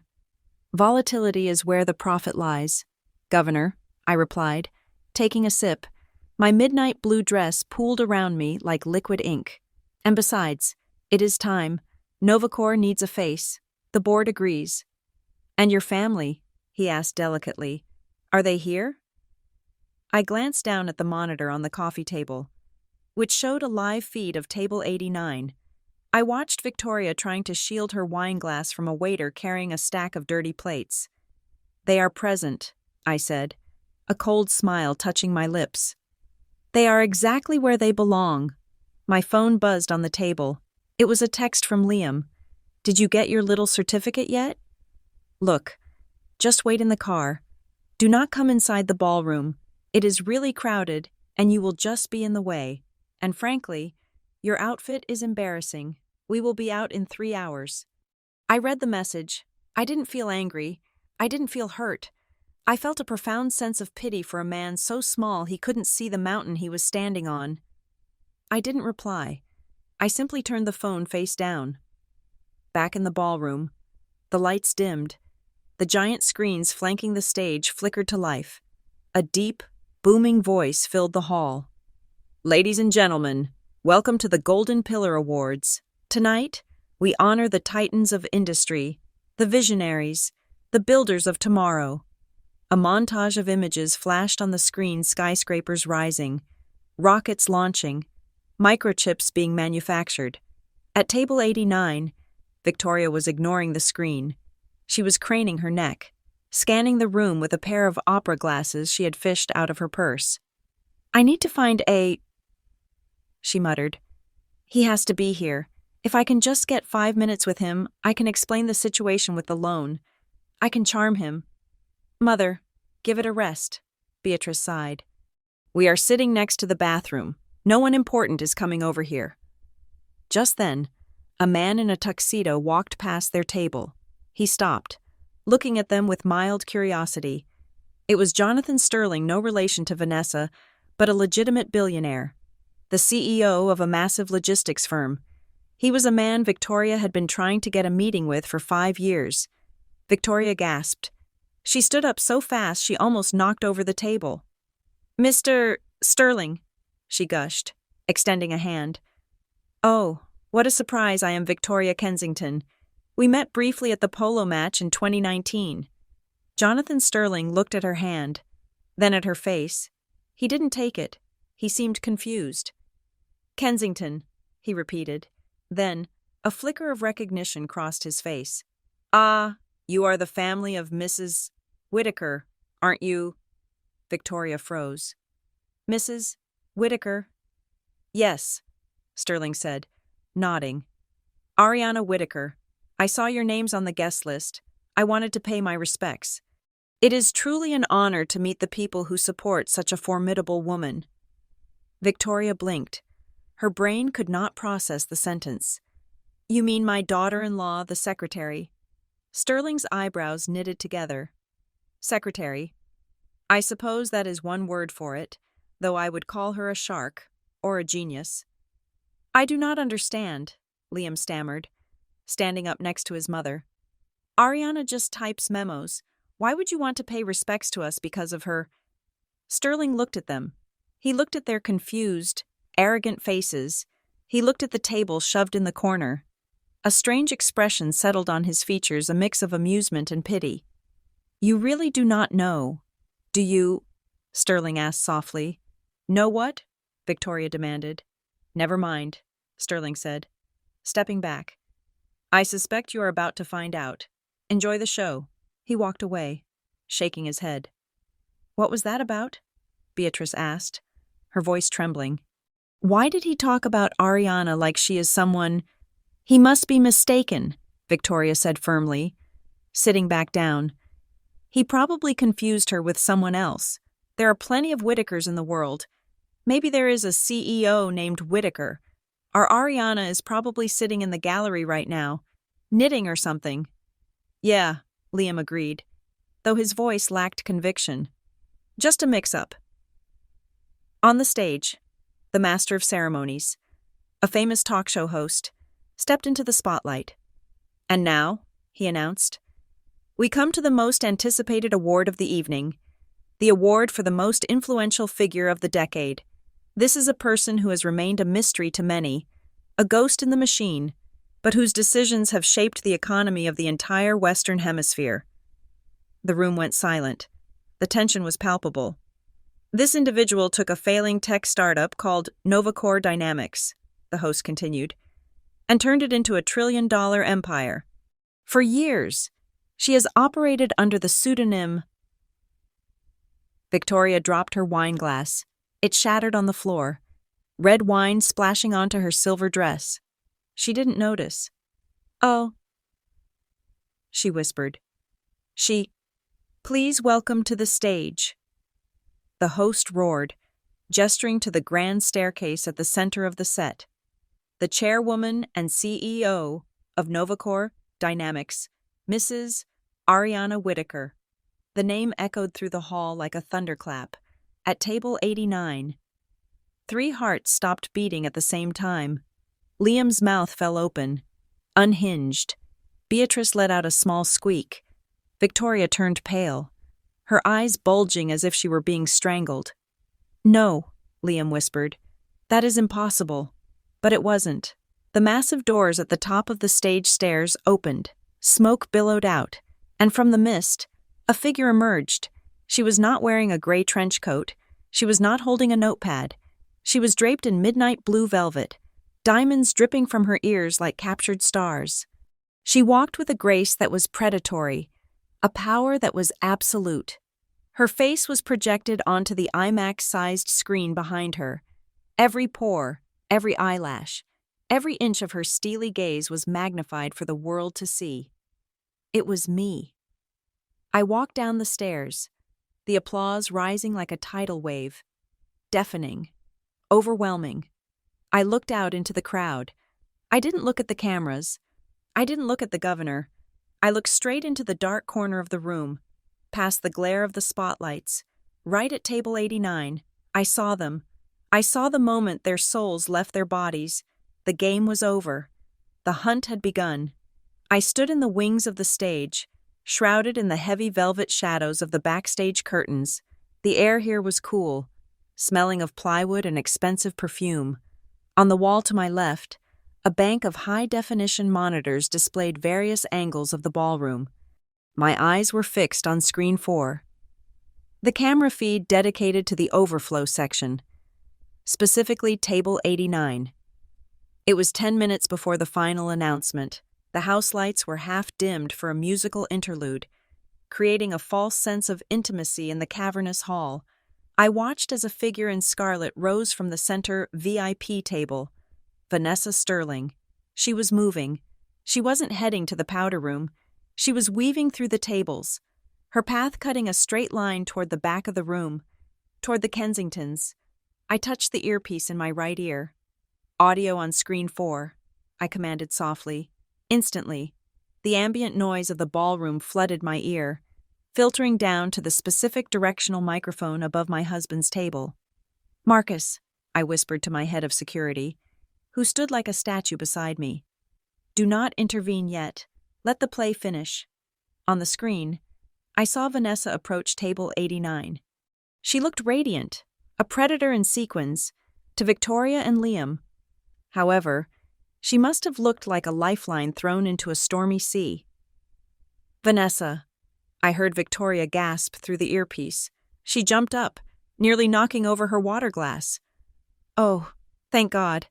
We thought you were ignoring us. This seating arrangement is a disaster. You have to get us into the gold zone." Vanessa smiled, but it didn't reach her eyes. She leaned in close, creating a conspiratorial huddle. "Keep your voice down, Victoria. I am not ignoring you. I am working." "Working?"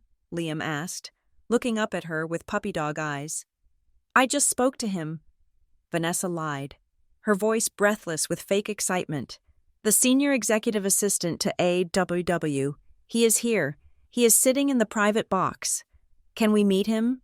Beatrice asked, clutching her purse. "Yes," Vanessa whispered. "I pulled every string I have. I told him about the golden plot.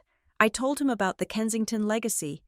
He is willing to meet you immediately after the ceremony to discuss a bridge loan, but what?" Liam pressed. "He needs to see commitment," Vanessa said, her face hardening slightly. "He says talk is cheap. He wants to see that the collateral is secured. He knows the bank is foreclosing on Friday. He won't meet with you unless the deed to the land is already in escrow to a neutral third party, to me." She reached into her glittering clutch and pulled out a folded document. It was the same quitclaim deed she had tried to get Liam to sign at the house.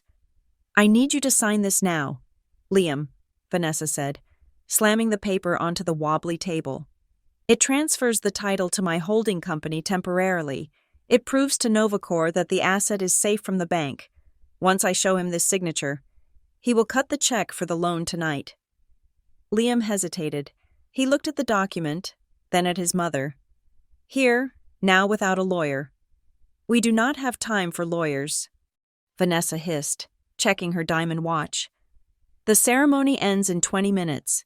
If you do not sign this, he leaves, and you lose the house, the cars, and your reputation. Do you want to be homeless by Monday?" Liam. "Sign it," Victoria ordered, her voice trembling with greed and fear. "Do not be a fool. Liam, Vanessa is saving us." "But Ariana said," Liam started, a faint memory of my warning surfacing in his brain. "Ariana is a secretary," Vanessa snapped. "I am a multi-millionaire. Who are you going to listen to, the help, or the person handing you a lifeline?" That was the breaking point. The shame of being associated with the help was more painful to Liam than the risk of losing his inheritance. "Give me the pen," Liam said. I watched on the monitor, my heart beating a slow, steady rhythm. "Do it," I thought. "Show me who you really are." Liam took the gold pen Vanessa offered. He pressed the tip to the paper. He didn't read the clauses. He didn't ask for a receipt. He scribbled his signature on the line, signing away the only piece of real value the Kensington family had left.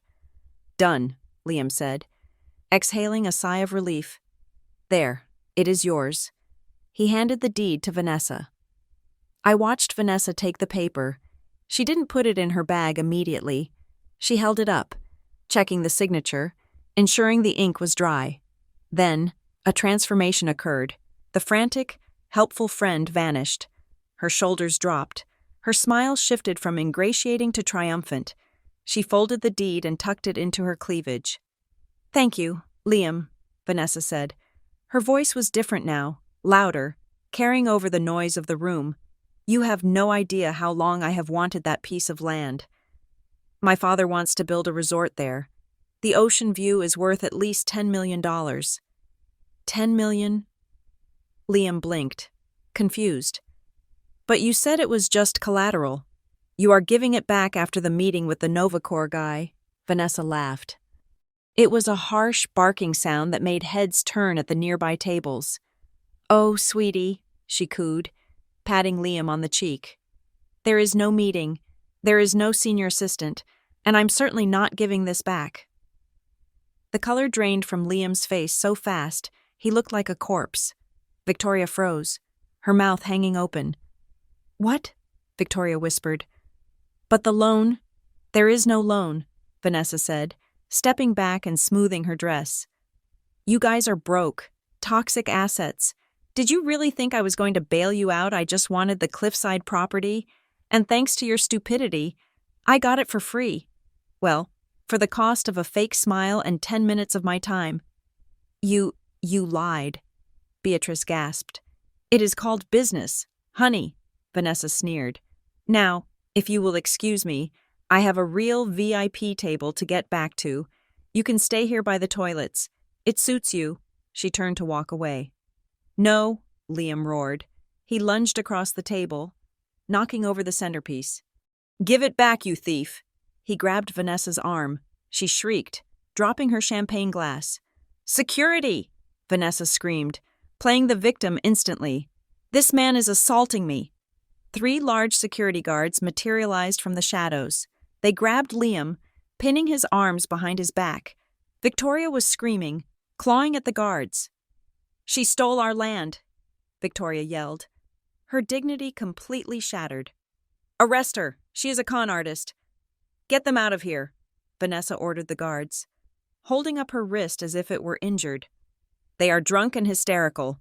The commotion was starting to ripple through the ballroom. People were standing up, craning their necks to see the brawl in the overflow section. The Kensingtons were shouting, crying, begging anyone to listen. But they looked exactly what they were, desperate people causing a scene. I watched it all on the screen. It was ugly, it was pathetic, it was perfect. "Cut the feed," I said to Marcus. The monitor went black. "Is it time?" Marcus asked. "Yes," I said, Clear the floor. I turned away from the monitors and walked toward the center of the stage wings. The stage manager, a woman named Sarah with a headset, looked at me and nodded. She spoke into her microphone. Go to House Black. Cue the spotlight. Sound hook in 3, 2, 1. Out in the ballroom, the chandeliers suddenly extinguished. The room was plunged into total darkness. The chaos at table 89 was silenced by the sudden shock of the blackout. Liam's shouting died in his throat. A low, resonant hum began to vibrate through the floorboards, a sound designed to command absolute attention. Then, the voice of the master of ceremonies boomed through the darkness, amplified by 100 speakers. Ladies and gentlemen, please take your seats. We ask for silence for the pinnacle of our evening. A single spotlight cut through the dark, hitting the center of the empty stage. It was a circle of blinding white light. For 10 years, the voice continued, echoing off the vaulted ceiling. One name has been whispered in boardrooms from Tokyo to New York. One entity has quietly acquired, rebuilt, and revolutionized the infrastructure of our state. We knew the company Novacore Dynamics, but we never knew the architect. I smoothed the velvet of my midnight blue gown. I took a deep breath, filling my lungs with the cold air of the theater. Tonight, the voice rose to a crescendo. The veil is lifted.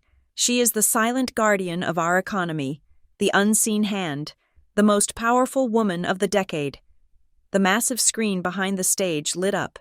It didn't show a logo. It showed a signature, A, W. Then, the letters dissolved and reformed into a name, Ariana Whittaker.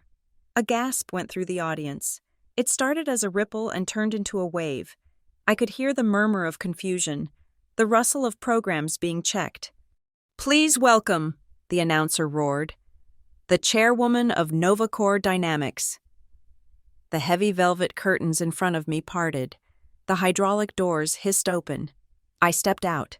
The light hit me like a physical force. It was blinding, hot, and purifying. I walked into the center of the spotlight. My head held high, my face projected onto the screen behind me, 50 feet tall. I didn't stop at the edge of the stage. I walked to the podium.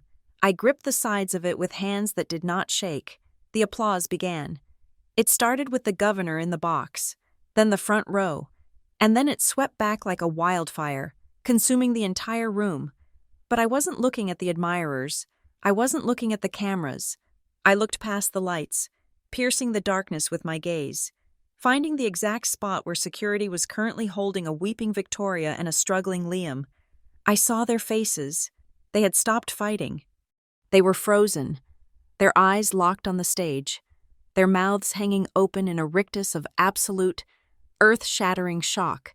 They looked at the screen. They saw the name. They looked at me.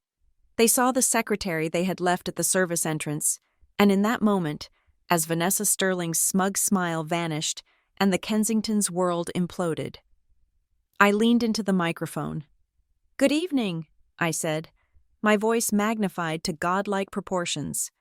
"I hope everyone is enjoying the show, especially my family." The applause that washed over me was not just a sound. It was a physical force, a tidal wave of validation that crashed against the stage and surged up to the podium. 3,000 of the most powerful people in the Western Hemisphere were on their feet. The standing ovation was immediate and thunderous, a wall of noise that vibrated in the floorboards beneath my heels. I stood center stage, bathed in the unforgiving brilliance of the spotlight. My midnight blue velvet gown drank in the light, making the diamonds at my ears blaze like twin comets. For 3 years, I had walked with my head down, shoulders hunched, making myself smaller to fit into the suffocatingly small box the Kensington family had built for me. I had dimmed my light so as not to blind them, but tonight, I stood at my full height. My spine was steel, my chin was lifted, and my gaze was steady. I was no longer Ariana the Invisible. I was Ariana the Titan. Behind me, the massive IMAX screen, which dwarfed the stage, displayed the truth in letters 10 feet tall. Ariana Whittaker, chairwoman of the board and chief executive officer, Novacore Dynamics.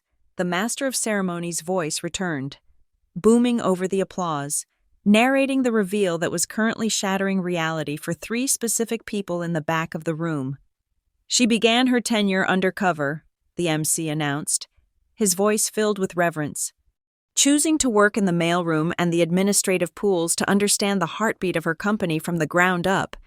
She believes that a true leader must serve before they can rule. Ladies and gentlemen, the architect of the modern tech era. I looked out into the darkness. The glare of the spotlights made it difficult to see individual faces in the front rows, but I knew exactly where to look. My eyes cut through the distance, locking onto the overflow section near the service doors, at table 89.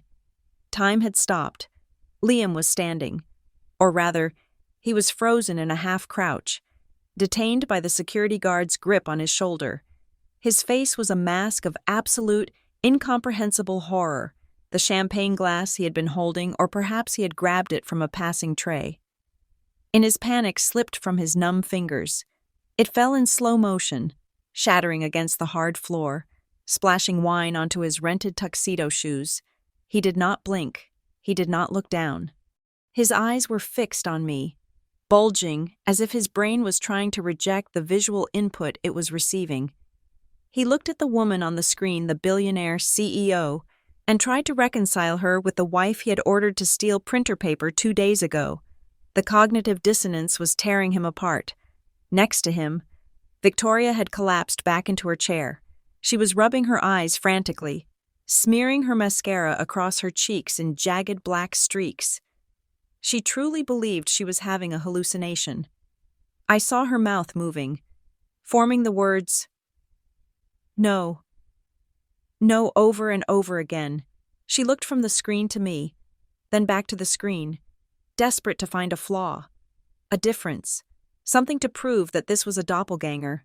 But there was no difference. The scar on my brow, hidden by makeup but visible in HD close-ups, was there. The way I held my hands was the same. The woman she had treated as a servant for 3 years was the very AWW she had prayed for salvation. Beatrice simply sat with her mouth hanging open, a flytrap of shock, her phone clutching in her hand, the screen dark. I let the applause continue for another 30 seconds, drinking in their terror. Then, I raised a single hand. Instantly, the room fell silent. 3,000 people held their breath, waiting for the first words of the ghost who had run the economy from the shadows. I leaned into the microphone. My voice, amplified and crystal clear, resonated through the hall. It was not the soft, submissive voice I used when asking Victoria if she wanted tea. It was a voice of command, deep and rich with authority. "Thank you," I said. The simplicity of the words carried a weight that filled the auditorium. "For a decade. I have operated in silence. I believe that my work should speak louder than my name. I believe that Novacore Dynamics needed a strategy, not a celebrity." I paused, letting my gaze sweep across the front row where the governor and the tech mogul sat, nodding in agreement. "However," I continued, my tone shifting, becoming sharper, more personal, "there is another reason I chose to remain in the shadows. I wanted to see the world as it truly is. When you wear the title of CEO, people show you their masks. They show you their best behavior, their flattery, their greed disguised as admiration." I took a step closer to the edge of the stage. "But when you wear the title of secretary," I said, letting the word hang in the air, "people show you their true faces. They show you their cruelty. They show you their dismissal. And most importantly, they show you who they are when they think no one of consequence is watching." A murmur went through the crowd. They sensed the shift. This was not a corporate acceptance speech. This was an indictment. "I have spent the last 3 years conducting a personal experiment," I said, my voice hardening into diamond. "I invited people into my life. I served them food. I cleaned their homes. I listened to them speak about their ambitions and their values." I looked directly at camera 4. The camera I knew was broadcasting to the massive screen behind me, and by extension, to the millions of people watching the live stream at home. "There were those closest to me," I said, enunciating every syllable. Who laughed at my work? Who mocked my contribution? Who called me a lowly secretary, while they spent the money I secretly infused into their failing lives? They told me I was unworthy of their legacy. They told me I was an embarrassment. I smiled, but it was a smile that promised retribution. I want to thank those people tonight, I said. Thank you for showing me exactly who you are, because in business, as in life, the most dangerous asset is a partner you cannot trust. And thanks to your insults, I know exactly who to cut from my payroll. I raised my hand and snapped my fingers. Director, I commanded. Show them. This was the moment I had planned for months. The production team, briefed and paid by me, executed the command instantly. The giant screen behind me split. On the left remained my face. On the right, a live feed appeared. It was a tight zoom on table 89. The gasp from the audience was audible. Suddenly, 3,000 people turned in their seats to look at the back of the room. The screen showed the Kensingtons in high definition, magnified to 50 feet high. Every detail of their humiliation was broadcast to the world. Victoria looked like a trapped animal. Her mascara was running. Her face was pale and patchy. Her silver dress stained with red wine. She looked old, mean, and terrified. She saw herself on the screen and let out a silent scream, covering her face with her hands, but it was too late. The image was burned into the retina of the elite. Liam looked pathetic. He was sweating profusely, his hair disheveled from the struggle with security. He looked at the camera with the eyes of a man who knows he is falling into an abyss. The arrogance was gone, replaced by a raw, naked fear. He was the man who had signed away his birthright for a fake loan. And now the world knew he was the husband who had called the CEO of Novacor a nobody. Beatrice was trying to hide under the table. But the camera angle caught her crouching, looking ridiculous in her emerald gown. These, I said, gesturing to the screen without looking back, are the faces of those who judge value by a job title. Let them be a lesson to everyone in this room. Never underestimate the person who holds the pen, because that pen might just be signing your checks. The audience erupted again, but this time it was a mix of shock and ferocious approval. They loved a winner, but they loved a revenge story even more. They jeered at the screen. I saw billionaires pointing and laughing at the Kensingtons. I saw the socialites whispering, already striking the Kensington name from every guest list in the city. Their social death was instant and total. And then, there was Vanessa. From my vantage point on stage, I saw movement near the VIP circle. Vanessa Sterling was trying to sneak away. She had seen the screen. She had heard the speech. But more importantly, her predator's brain had finally made the connection that turned her blood to ice. I watched as she froze near the exit. I could see the realization hit her like a physical blow. She knew Novacor. She knew the aggressive legal tactics the company used. She knew that 3 days ago, a specific executive order had frozen the accounts of a shell company in the Cayman Islands, her shell company. She had thought it was a regulatory glitch. Now, looking at me, she realized the truth. I saw her mouth the words, "It was her." She realized that the AWW, the signature on the freeze order, was mine. She realized that I hadn't just watched her scam my husband. I had been dismantling her entire financial life from my office while she was busy mocking my suit. She wasn't just facing social embarrassment. She was looking at the person who had already seized her assets. She was holding a deed to a property that I would likely litigate into oblivion, and she had $0 left to fight me. She looked up at the stage. Our eyes met across the vast ocean of the auditorium. I held her gaze. I didn't blink. I gave her a tiny, almost imperceptible nod. "I see you, Vanessa." She stumbled back, looking for an exit, but the doors were blocked by my security team. I turned back to the microphone. The Kensingtons were still on the screen, writhing in their public shaming. "I accept this award," I concluded, my voice soaring. "Not as a secretary, and not just as a CEO. I accept it as a woman who knows her worth, and tomorrow." I paused. letting the silence stretch one last time. Tomorrow, the cleaning begins. I lifted the heavy golden trophy that had been placed on the podium. I held it up like a weapon. The crowd went wild, screaming my name. Ariana, Ariana, Ariana. On the screen, Liam sank to his knees, his head in his hands, weeping. Victoria stared blankly, her mind shattered. They were small, they were insignificant, and they were utterly, completely finished. The moment I stepped down from the podium, the atmosphere in the grand ballroom shifted from reverence to a chaotic, suffocating frenzy. The barrier between the stage and the audience dissolved. Suddenly, I was not just a speaker. I was the center of a gravity well that pulled 3,000 of the wealthiest people on the continent toward me. Billionaires who had previously looked through me as if I were made of glass now fought to make eye contact. Tech moguls jostled with senators just to get close enough to shake my hand. I was surrounded by a wall of tuxedos and diamonds, a cacophony of voices shouting congratulations, pitching deals, and begging for a moment of my time. Ariana, brilliant speech. Mrs. Whitaker, about the merger.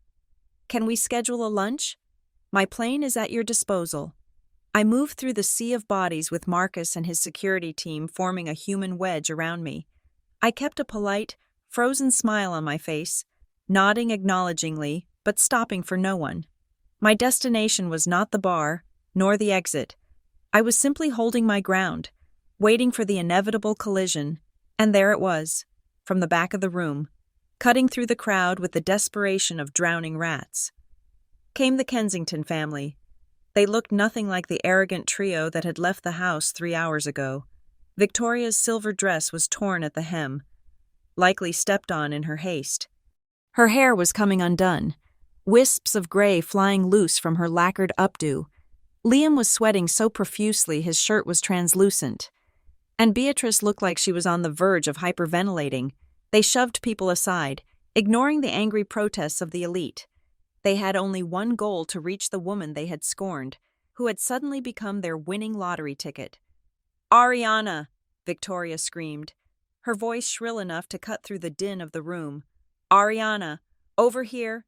It is us! It is Mother! The crowd near me parted slightly, confused by the spectacle of these disheveled people screaming at the guest of honor. Victoria lunged toward the security line. Marcus stepped forward, his massive frame blocking her path like a granite wall. Step back, ma'am, Marcus ordered, his hand resting on his belt. Don't you touch me, Victoria shrieked, her eyes wild. That is my daughter-in-law. Let me through, Ariana. Tell this brute to move. We are family. She waved her hand frantically. Ariana, darling, oh, my God. You were amazing. Why didn't you tell us? We would have been in the front row cheering for you. We are so proud. The audacity was breathtaking. Less than 60 minutes ago, she had banished me to a service entrance and told me to iron her sash. Now, she was playing the role of the doting matriarch. I stopped. I signaled Marcus to let them come a step closer, just enough so they could hear me, but not enough to touch me. Liam saw the opening and pushed past his mother. He looked at me, his eyes darting around at the cameras flashing nearby, trying to construct a narrative that would save him. He reached out, his hand trembling, trying to grab my arm. Ariana, baby, Liam panted, a fake, sickly smile plastered on his face. God, you really got us. What a prank. I knew it. I knew you were hiding something special. I always told Mother. Ariana is too smart for that job. Didn't I? I always supported you. I looked at his hand hovering in the air. I did not take it. I looked at his face. I saw the fear behind the smile. He was terrified of the foreclosure, terrified of the debt, and terrified that the golden goose was about to fly away. You knew, I asked, my voice carrying clearly in the sudden hush of the immediate circle. Of course I knew, Liam laughed, a nervous, hacking sound. I mean, deep down, we are soulmates, right? Come on, my honey, let's go. The car is waiting. We have so much to celebrate. Let's go home and talk about the future. Our future. He tried to grab my hand again, acting the part of the protective husband guiding his successful wife away from the paparazzi. I took a sharp step back, my midnight blue velvet gown swirling around my ankles. I looked at him with the blank, polite curiosity one might offer a stranger asking for directions. "I am sorry," I said loudly, my voice projected to the dozens of reporters and onlookers surrounding us. "Do I know you?" Liam froze. "What, Ariana? Stop joking. It is me. Liam, your husband." I tilted my head. A small, confused smile played on my lips. "My husband. Oh, I think you must be mistaken." I turned to the crowd, addressing the governor, the press, and the socialites who were hanging on every word. "This man is confused," I announced, my tone light and conversational. "My husband would never be at a black tie gala like this. He hates sophisticated people. He hates ambition. In fact, the last time I saw my husband, he was at home, waiting for his lowly secretary wife to come back and cook him dinner because he doesn't know how to operate the microwave." The crowd erupted. It started as a few chuckles and exploded into a roar of laughter. It was cruel, sharp, and dismissive. They looked at Liam in his stained shoes and cheap tuxedo, and they laughed at the absurdity of him trying to claim the most powerful woman in the room. Liam turned beet red. The humiliation was physical. He looked like he had been slapped. "Ariana," he hissed, his voice dropping to a desperate whisper. "Stop it. You are humiliating me. We are married. I have the papers." "Papers?" I asked coldly, dropping the act. "You mean the papers you signed an hour ago? The ones where you sold your family legacy to a con artist because you didn't trust me?" Liam's mouth opened, but no sound came out. "Ariana, please," Victoria wailed, tears streaming down her face, ruining her makeup completely. "We made a mistake. We were stressed.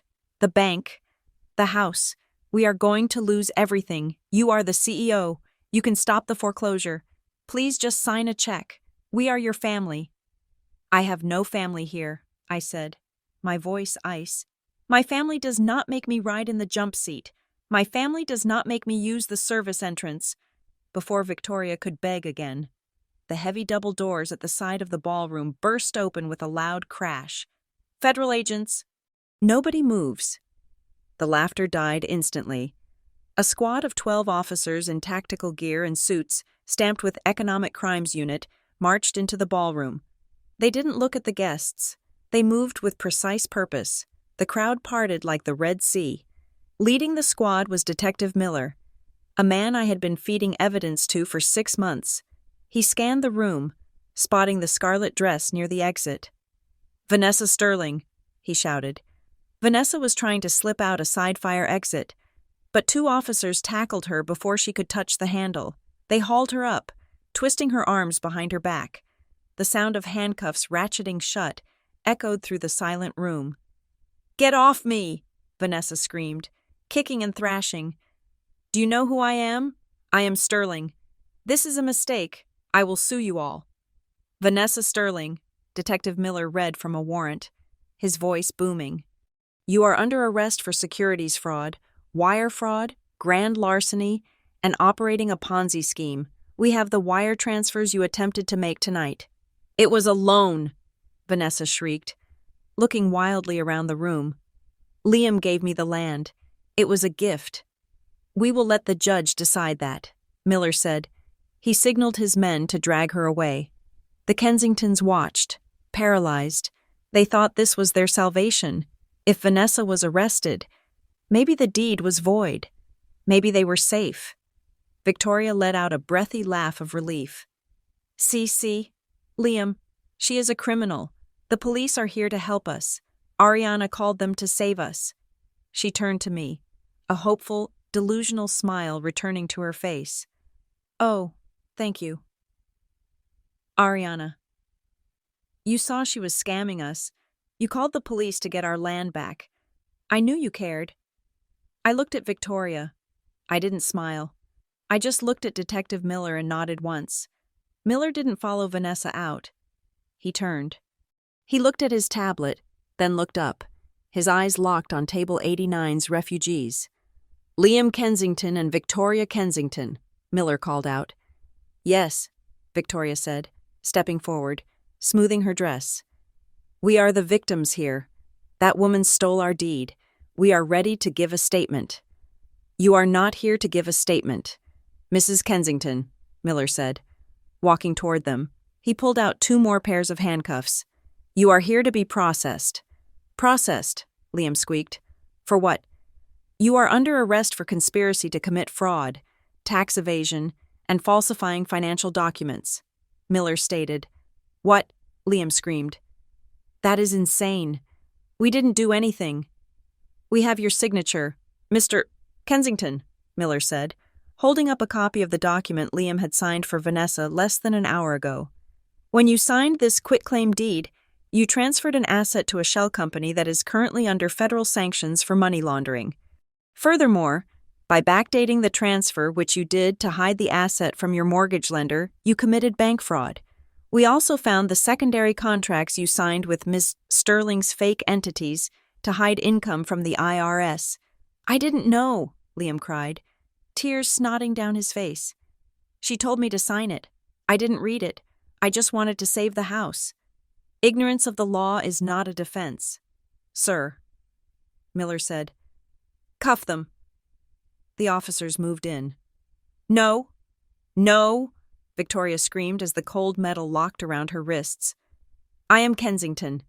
You cannot do this, Ariana. Tell them who we are."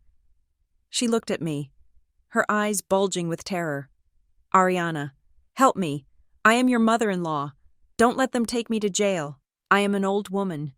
Liam was sobbing openly now, his legs giving out.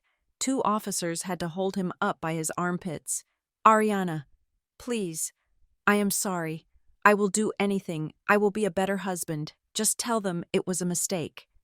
The cameras were flashing like a lightning storm now.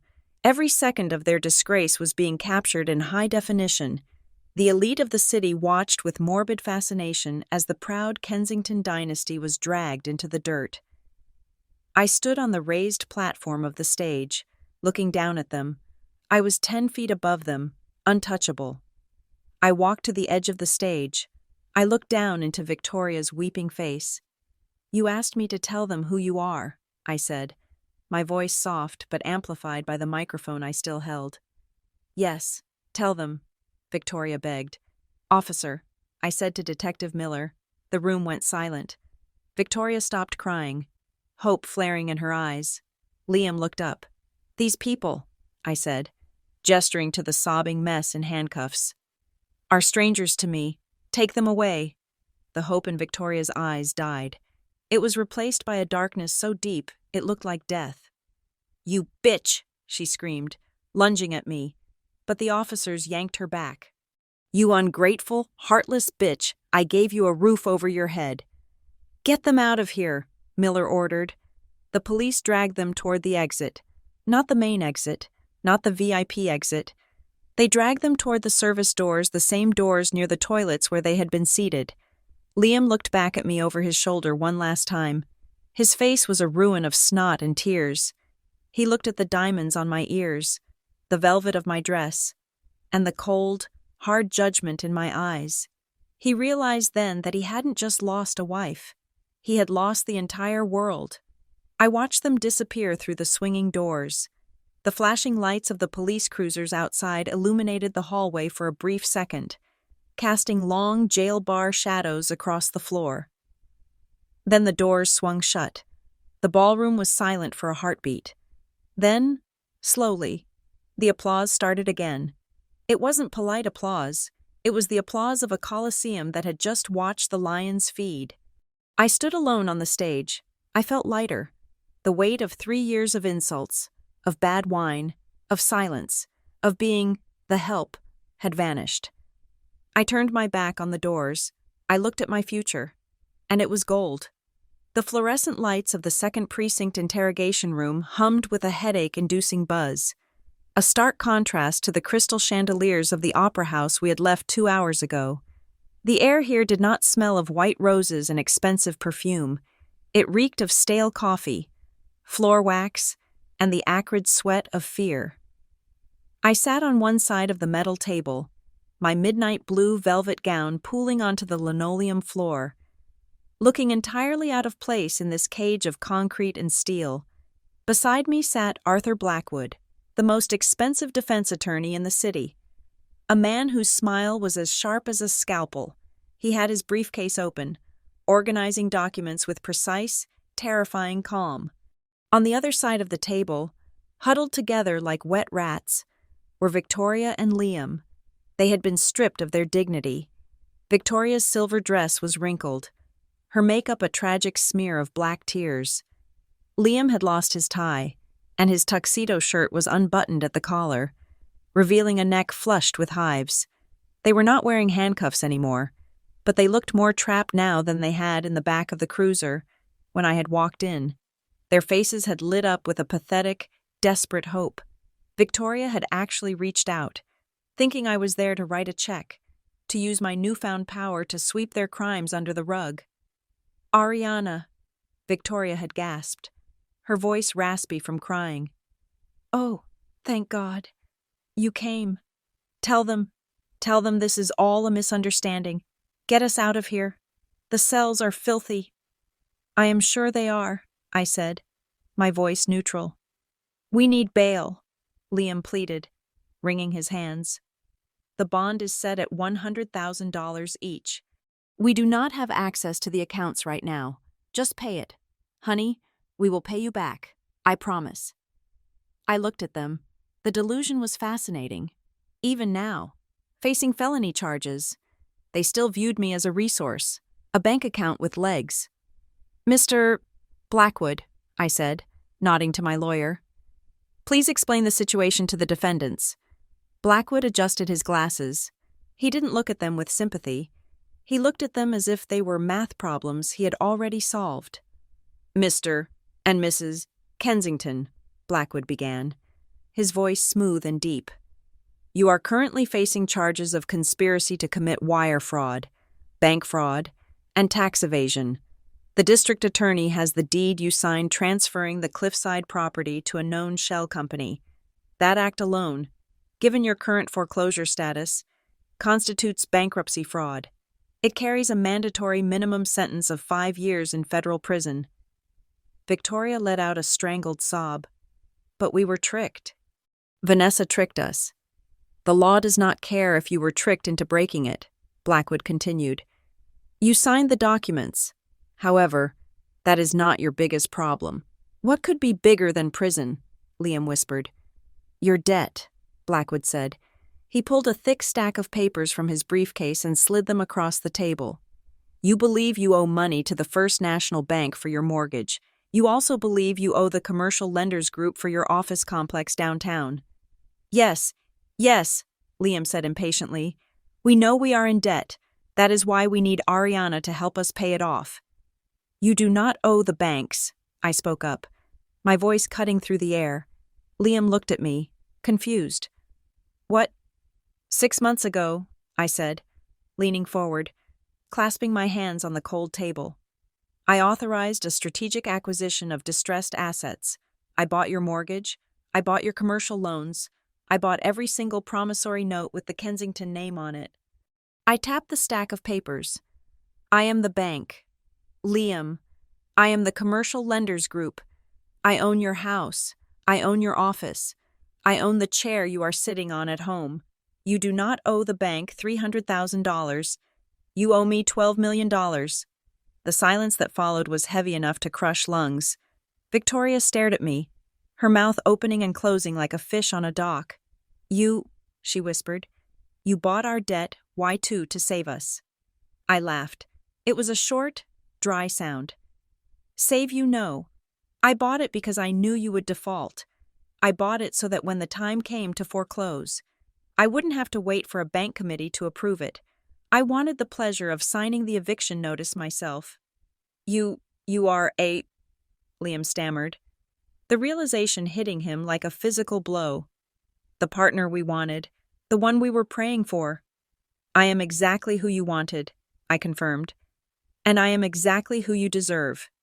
This is cruel, Victoria hissed, her shock turning into venom. You lived in our house, you ate our food, and you were plotting this. You are a monster. I am a businessman, I corrected her. And you are a bad investment. Blackwood cleared his throat. We are not here to discuss morality. We are here to offer you a deal. A deal, Liam asked, hope flickering again. Mrs. Whitaker has prepared 2 options for you, Blackwood explained, holding up 2 fingers. Option 1, Blackwood said. We leave this room. You stay in custody. The district attorney proceeds with the fraud charges. Mrs. Whitaker will cooperate fully with the prosecution. Handing over the documents Liam threw in the trash at the office documents that prove he was negligent and complicit in ignoring financial regulations. You will likely serve 10 to 15 years in federal prison. When you get out, you will be homeless, as Mrs. Whitaker will have foreclosed on all properties. Victoria whimpered, clutching her chest. And option 2. Option 2, Blackwood said, sliding a new document forward. You sign this. Liam looked down at the paper. What is it? It is a global settlement, I said. First, it is an uncontested divorce decree. You waive all rights to alimony, spousal support, or any claim to my assets. Second, it is a complete transfer of the Kensington Family Company, what is left of it, to Novacor Dynamics for the sum of $1. You give me full control to restructure or liquidate as I see fit. You want the company, Victoria shrieked. That is my husband's legacy. It has been in the family for 50 years. It is a rotting corpse. Victoria, I said coldly. I am just offering to pay for the funeral. And if we sign? Liam asked, his voice trembling. If you sign, I said. Mr. Blackwood will hand over the exculpatory evidence. We have found emails proving that Vanessa Sterling coerced you and that you had no intent to defraud. Merely stupidity. The charges will likely be dropped or reduced to a misdemeanor with probation. You will not go to prison. But we will have nothing, Liam said, tears spilling down his cheeks. No house, no money, no company. You will have your freedom, I said, which is more than you gave me. You trapped me in a cage of insults and servitude for 3 years. I am giving you the chance to walk away. I won't do it. Victoria slammed her hand on the table. I will not let you win. I will fight you. I will tell the press you are a manipulator. Go ahead, I said, checking my watch. The press is already running the story of your arrest. You are trending on social media. The world is laughing at you. Victoria, you have no credibility. You have 5 minutes to decide. After that, Mr. Blackwood leaves, and you wait for the arraignment judge. I sat back and waited. The room was silent except for the buzzing light and Victoria's ragged breathing. They looked at each other. They looked at the terrifying reality of prison. They looked at the comfort of the past that was already gone. Liam picked up the pen. His hand was shaking so hard he could barely hold it. Liam, don't, Victoria cried. Mother, shut up, Liam snapped, his voice cracking. It is over, don't you see? She won. She owns us. He looked at me. His eyes were red, rimmed with dark circles. He looked like a child who had broken a vase and was waiting for the punishment. Ariana, he said softly, I just have one question. Ask, I said. When? He asked. When did you plan this? Was it the whole time? Did you ever love me? Or was this all just a game to you? I looked at him. I remembered the day we met. I remembered the hope I had that he was different. I remembered the first time he brought me to dinner and let his mother criticize my shoes without saying a word. I loved you, Liam, I said, and for a moment, my voice softened, allowing a glimpse of the pain I had buried. I loved you when I married you. I wanted to be your wife. I wanted to build a life with you. Then when, he demanded, when did you decide to destroy us? I leaned forward. My eyes were dry, hard flint. It was a Sunday, I said. About 6 months ago. You probably don't remember. I had just come home from a 70-hour work week. I was exhausted. Victoria told me the floors in the hallway were scuffed and told me to get on my knees and scrub them because the maid was sick. Liam blinked. I remember that. I looked at you, I continued. I looked at you, begging you with my eyes to tell her to stop, to tell her I was your wife, not a servant. And you know what you did? Liam swallowed hard. He looked down. You laughed, I said. You chuckled and said, "Better hurry, honey. Mom likes them shiny." You laughed. I stood up. That was the moment. Liam, that was the moment I stopped being your wife and started being the CEO. I decided then that if you treated me like a servant, I would show you who the master really was. Liam stared at me. The memory washed over him. The weight of his own cruelty crushing him, he realized that a single moment of cowardice, a single laugh, had cost him his entire life. He lowered his head. He signed the divorce papers. Then he signed over the company. He slid the papers to Victoria. She wept, cursing my name, calling me a witch, a devil, a snake. But she signed. She liked her freedom more than her pride. Mr. Blackwood gathered the documents. He checked the signatures. He nodded to me. It is done, Ms. Whitaker. I stood up. I smoothed the velvet of my dress. Officer, I called out to the guard outside the door. We are finished here. I turned to leave. Ariana. Liam called out. Where are you going? I stopped at the door. I didn't turn around. I am going to work, I said. Novacourse has a new subsidiary to liquidate. I have a busy morning. Wait, Liam shouted, standing up. What about us? Where do we go? We can't go back to the house. The locks were changed an hour ago, I said calmly. Your personal belongings, clothes, and toiletries have been packed and left in boxes on the curb. I suggest you hurry. It is raining. The cardboard gets soggy quickly. I opened the door and walked out. I walked through the precinct, past the booking desk, past the holding cells. I walked out the front doors into the night. It was pouring rain, a heavy cleansing downpour that washed the grime off the city streets. The air was cold and fresh. A black Rolls-Royce Phantom was waiting at the curb. The driver, Marcus, stepped out with a large black umbrella, shielding me from the rain. To the airport, Ms. Whitaker, Marcus asked, opening the rear door. Yes, Marcus, I said. Set a course for Paris. I think I deserve a vacation. I paused before getting in. I looked down at my left hand. The diamond ring Liam had given me, a modest ring I had bought myself and pretended he paid for, glinted in the street lamp light. I slid it off my finger. It felt heavy, burdened with 3 years of lies. I looked at the gutter, where the rainwater was rushing toward the sewer. A dark, swirling river of debris. I tossed the ring. It made a tiny splash and vanished instantly into the murky water. Goodbye, lowly secretary, I whispered. I stepped into the warm, leather-scented interior of the car. The door closed with a solid, reassuring thud, shutting out the rain, the cold, and the Kensingtons forever. As the car pulled away, gliding smoothly into the traffic, I didn't look back at the police station. I opened my tablet. The stock market was opening in Tokyo. Novacourse shares were up 10%. I smiled. It was a good day for business. Thank you so much for listening to the final part of I invited my husband's family to my award ceremony. It has been an incredible journey sharing Ariana's revenge with you. I would love to know where you are tuning in from today. Please leave a comment below with your country or city. Let's see how far Ariana's story has traveled. And if you enjoyed seeing the Kensingtons get exactly what they deserved, please make sure to subscribe to the Scarlet Revenge Stories channel. Hit that like button and smash the hype button to help this story get recommended to more people who love a good serving of justice. See you in the next story.